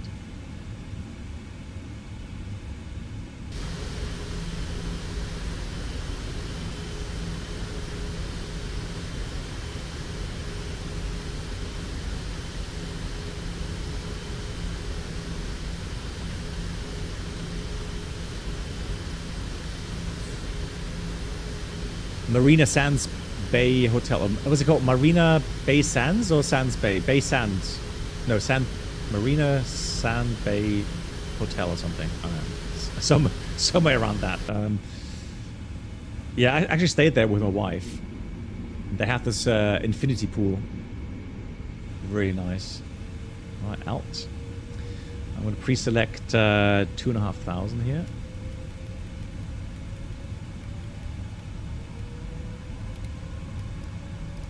Vertical speed 2,500. India Charlie Whiskey ILS identified. Flaps 1. Flaps 1. Out comes the slats. There they come. Hey, Bodensee Schwabe, wie geht's dir? Dankeschön. Und Flaps 5. Flaps 5. And let's go flight level change. Ah, beautiful. Absolutely beautiful. There we are. That's the hotel again. So we're cleared for the approach. Localizer glide slope armed.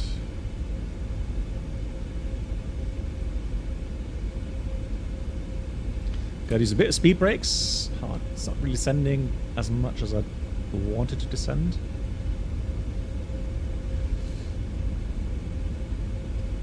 There we go. Now it's getting better. Sing it.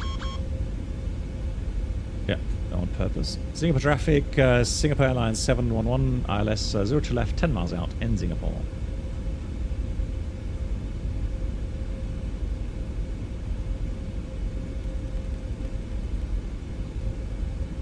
Here comes Flaps 15.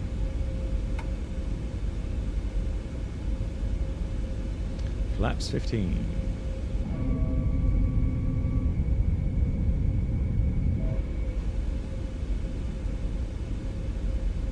Lock. Now we're still above the glide slope, so I'm going to dial down 1500.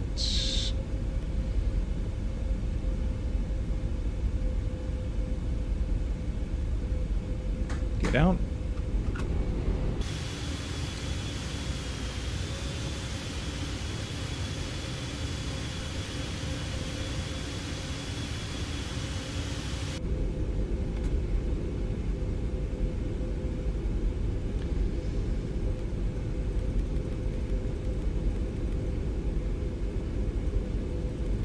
Flaps 25. Sorry, yeah, flaps 20 actually. First of all, flaps 20. Come on, glide slope.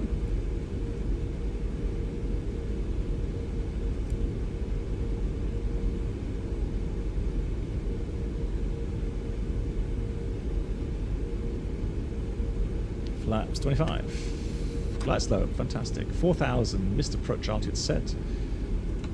Speed brake should be armed. Manual flight. Plus 5 knots, 139.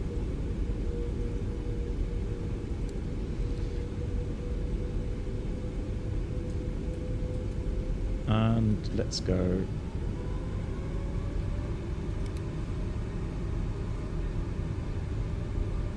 Where's the click spot? There we go. Manual thrust.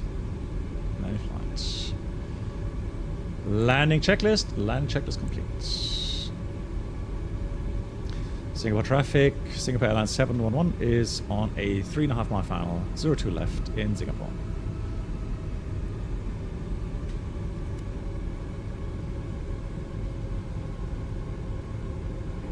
Singapore traffic, speedbird there's 3 Kilo Ted. Papa is parallel with Black Box 711. How did you do that, Ted? 20 right. Yeah. Hang on, he's parallel? How did he do that?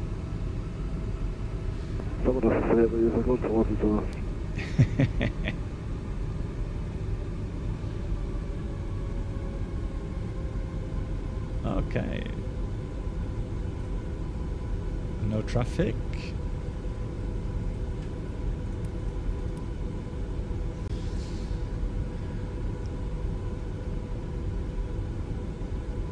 Just a tad fast.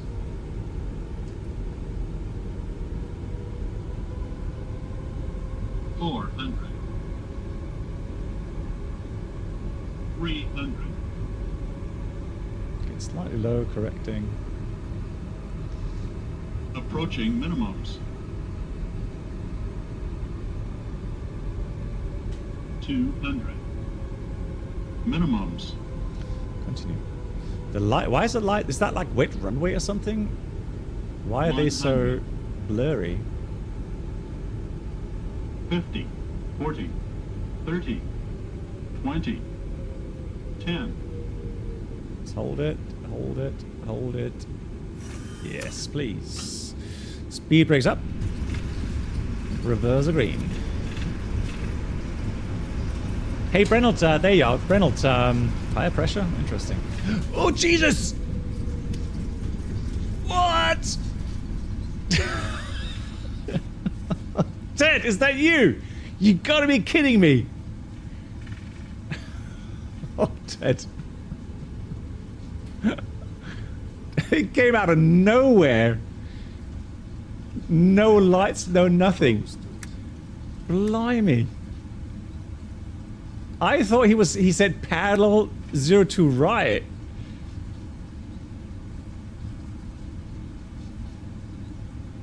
Well, too late for a go around. You already had speed brakes and reverser out.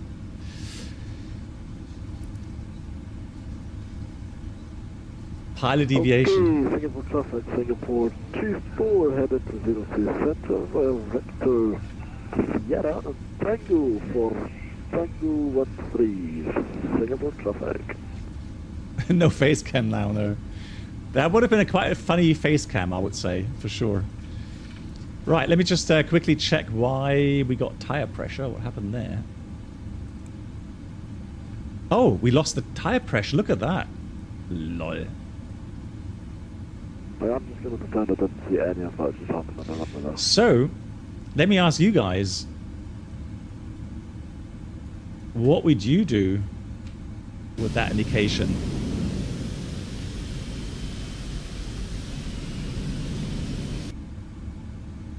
Cry? You guys always have great answers. I'll leave it at that. I mean... James, thank you much. Yeah, so what could this be? This could be either a true indication we lost pressure. It means maybe a tire burst upon touchdown, in which case we would have to tell ATC immediately. I would call tower and say, hey, I've got an indication that one of our tires has deflated. Maybe it burst upon touchdown, can't say. Please check the runway. All right, that would be one thing that comes to mind. Otherwise, I would probably stop and not continue taxi. The reason being is that if the tire has burst, you do not know what's hanging off it. So potentially by continuing to taxi, you could damage hydraulic lines on the wheel, etc. So I would definitely not taxi with that indication, IRL. I would call, someone to inspect the tires, maintenance or something. Yeah, that's what I mean, Ali, but the debris on the runway. That's why you would tell ATC to have them check the runway.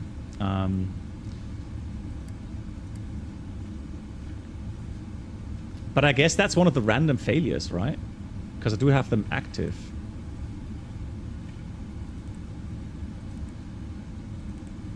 Yeah, look at that. Tire failure. Lol.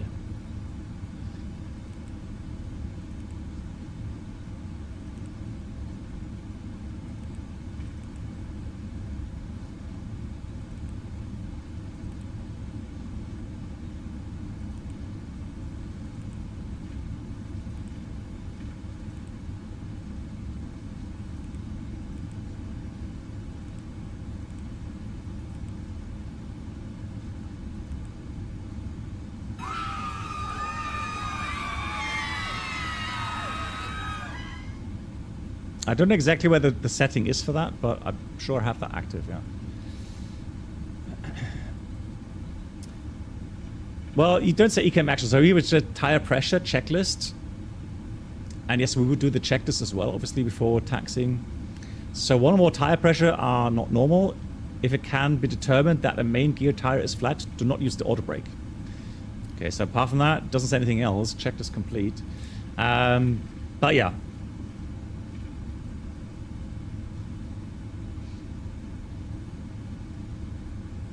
Not really Sapphire Wave, no. I mean, what would normally happen if you have a faulty transducer or something, or transmitter, then you would have X and X there, right? Saying that it doesn't get any information, but it showing 0 sounds more plausible than not, so. Hang on. Why are those not working? They should be working.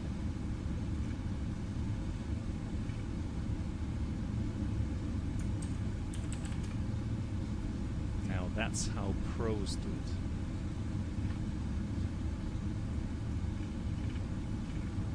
There's a cooldown, Reynolds, for that. You can always go around if it don't look right coming down. Don't wait until you're sideways, baby, sliding on the ground. You can always. Hey Kimmy, thanks for watching. My pleasure. Right, let's get the APU on. And then let's have a look. They should all be heavy gates here at least. So what do we have here? That's Delta 47. And the next one is Delta 46. Yeah, thanks, V. Chris. V. Chris. The other day I was just thinking about you. I hope you're doing well, V. Chris. Nice to see you. Hope you're doing well. I know you're very busy. But always great to see you. Thanks for the clip. So let me go get Delta 47. Heavy, fantastic. Oh, hang on, no, hang on. Ah, disregard. 46. 46. Delta 46. There we go.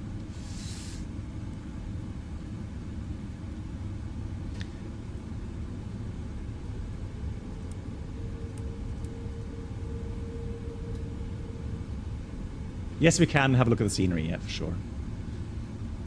There's Delta 46. Marshall is there.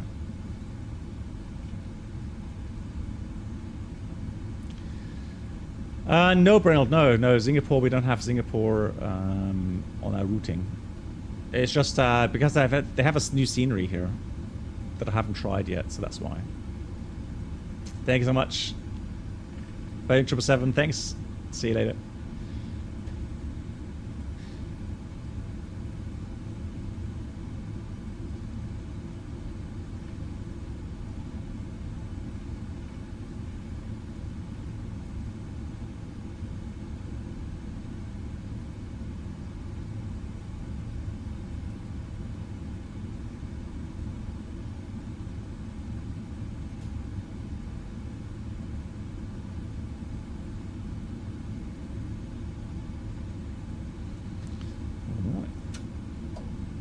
Brake is on, APU is running. So we'll do the shutdown items. Cabin crew, all doors in park. I'll do that here. Run ops. Disarm all. Fantastic. I've parked too far. Are you kidding me? Right. So then we go. Oh yeah, and to switch them off here for shutdown. So it is center 1, center 2, left, center 1, center 2 electric, and then right. That's how we're going to do this. So center.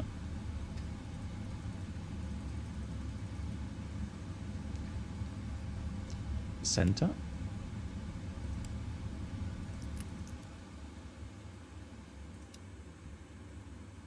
Fuel pumps.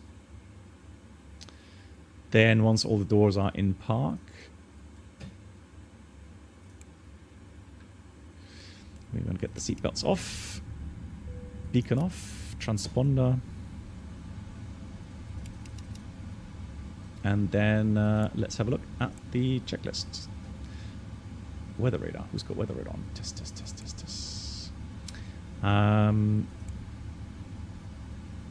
Parking brake. Set. Shutdown check is complete. It's about 40 minutes, Ghost. I can hear frogs here. Lol. Yeah, so this is nighttime in Singapore airport. Looks quite nice.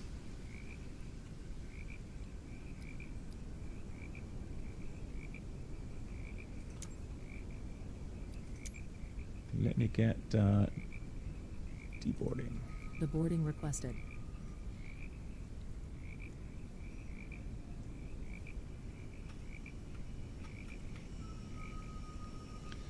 Yeah, they have that waterfall simulator as well. That's nice.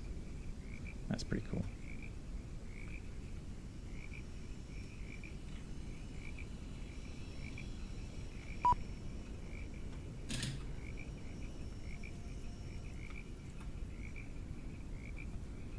I would have. I would have to look how much it costs at the moment. Brennelt, so Brennelt, what I wanted to say, Brennelt, you donated money before I went on holiday, so we did have a nice drink. Saluted you, Brennelt. So once again, thank you so much, Brennelt. Yeah, we had a great holiday, really, really nice. Right, let's have a look at the daytime.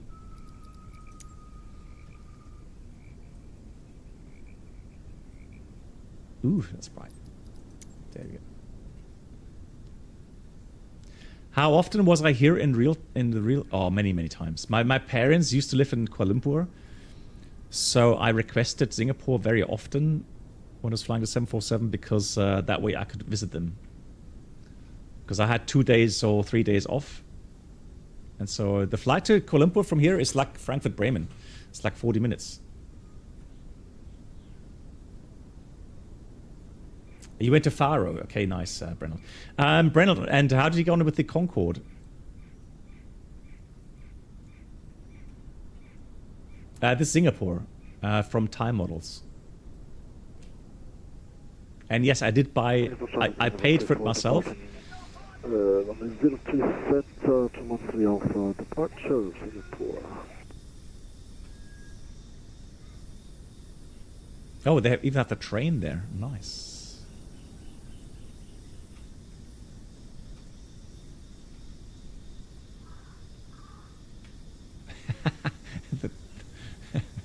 Those frogs.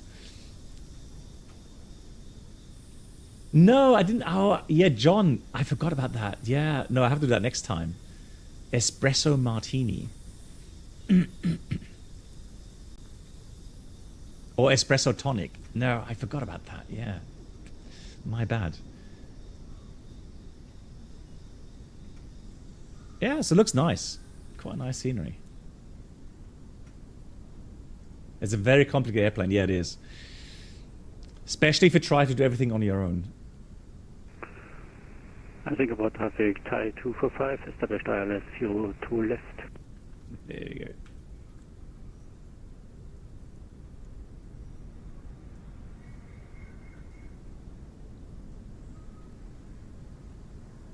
You had espresso tonic. I don't know, it sounds a bit weird. Right, we're going to watch our one landing quickly, and then while doing that, I'm going to prepare the next flight plan. Frankfurt to Bremen. And we're going to fly the Flight Factor 320.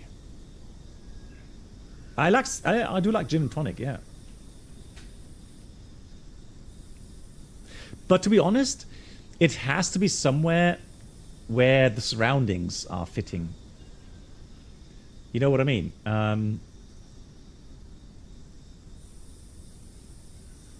So yeah, it has to be somewhere. Singapore traffic signal 24, cleared of runway 02 center, climbing through 1800. Singapore traffic, final call, bye bye.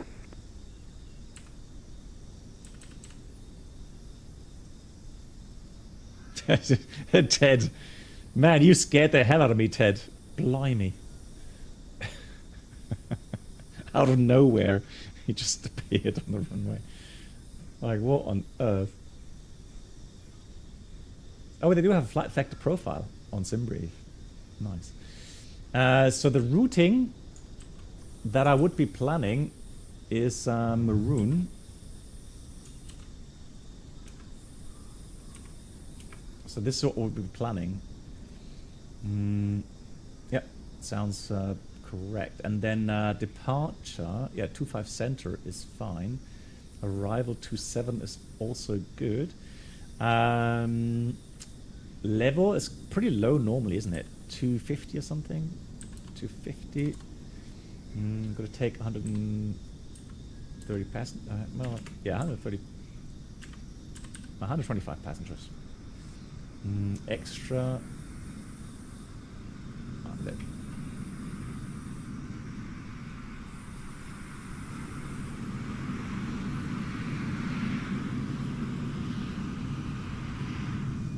Oh, Embraer.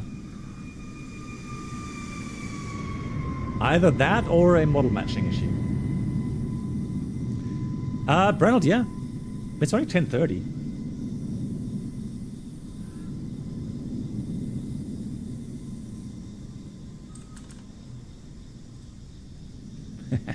Okay, guys. So, big thank you, guys, for all the support coming in again today. Thank you so much. Nice flight. So honestly, it's slowly getting better. Floor 2 left, begin. Although, let me do one more thing, guys. So for those of you wondering what I'm talking about, so there's something graphical in the settings here. So, exposure. That's a new setting. So bias, exposure, value, making the picture darker or brighter. So is this brighter?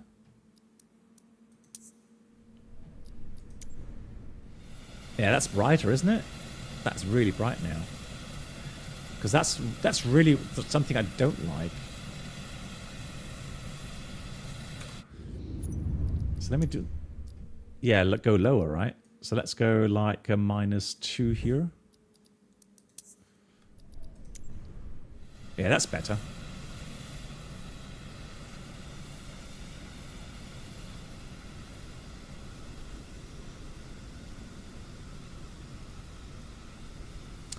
I like how the clouds sometimes, yeah, they have quite a dark texture below there. That looks nice.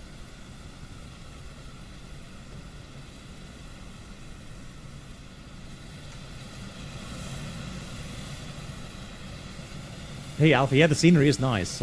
Ghost, yeah. It is.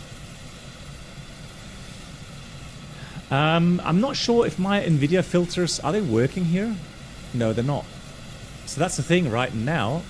I'm not sure if I don't have it active or if it's not working in 2024 yet.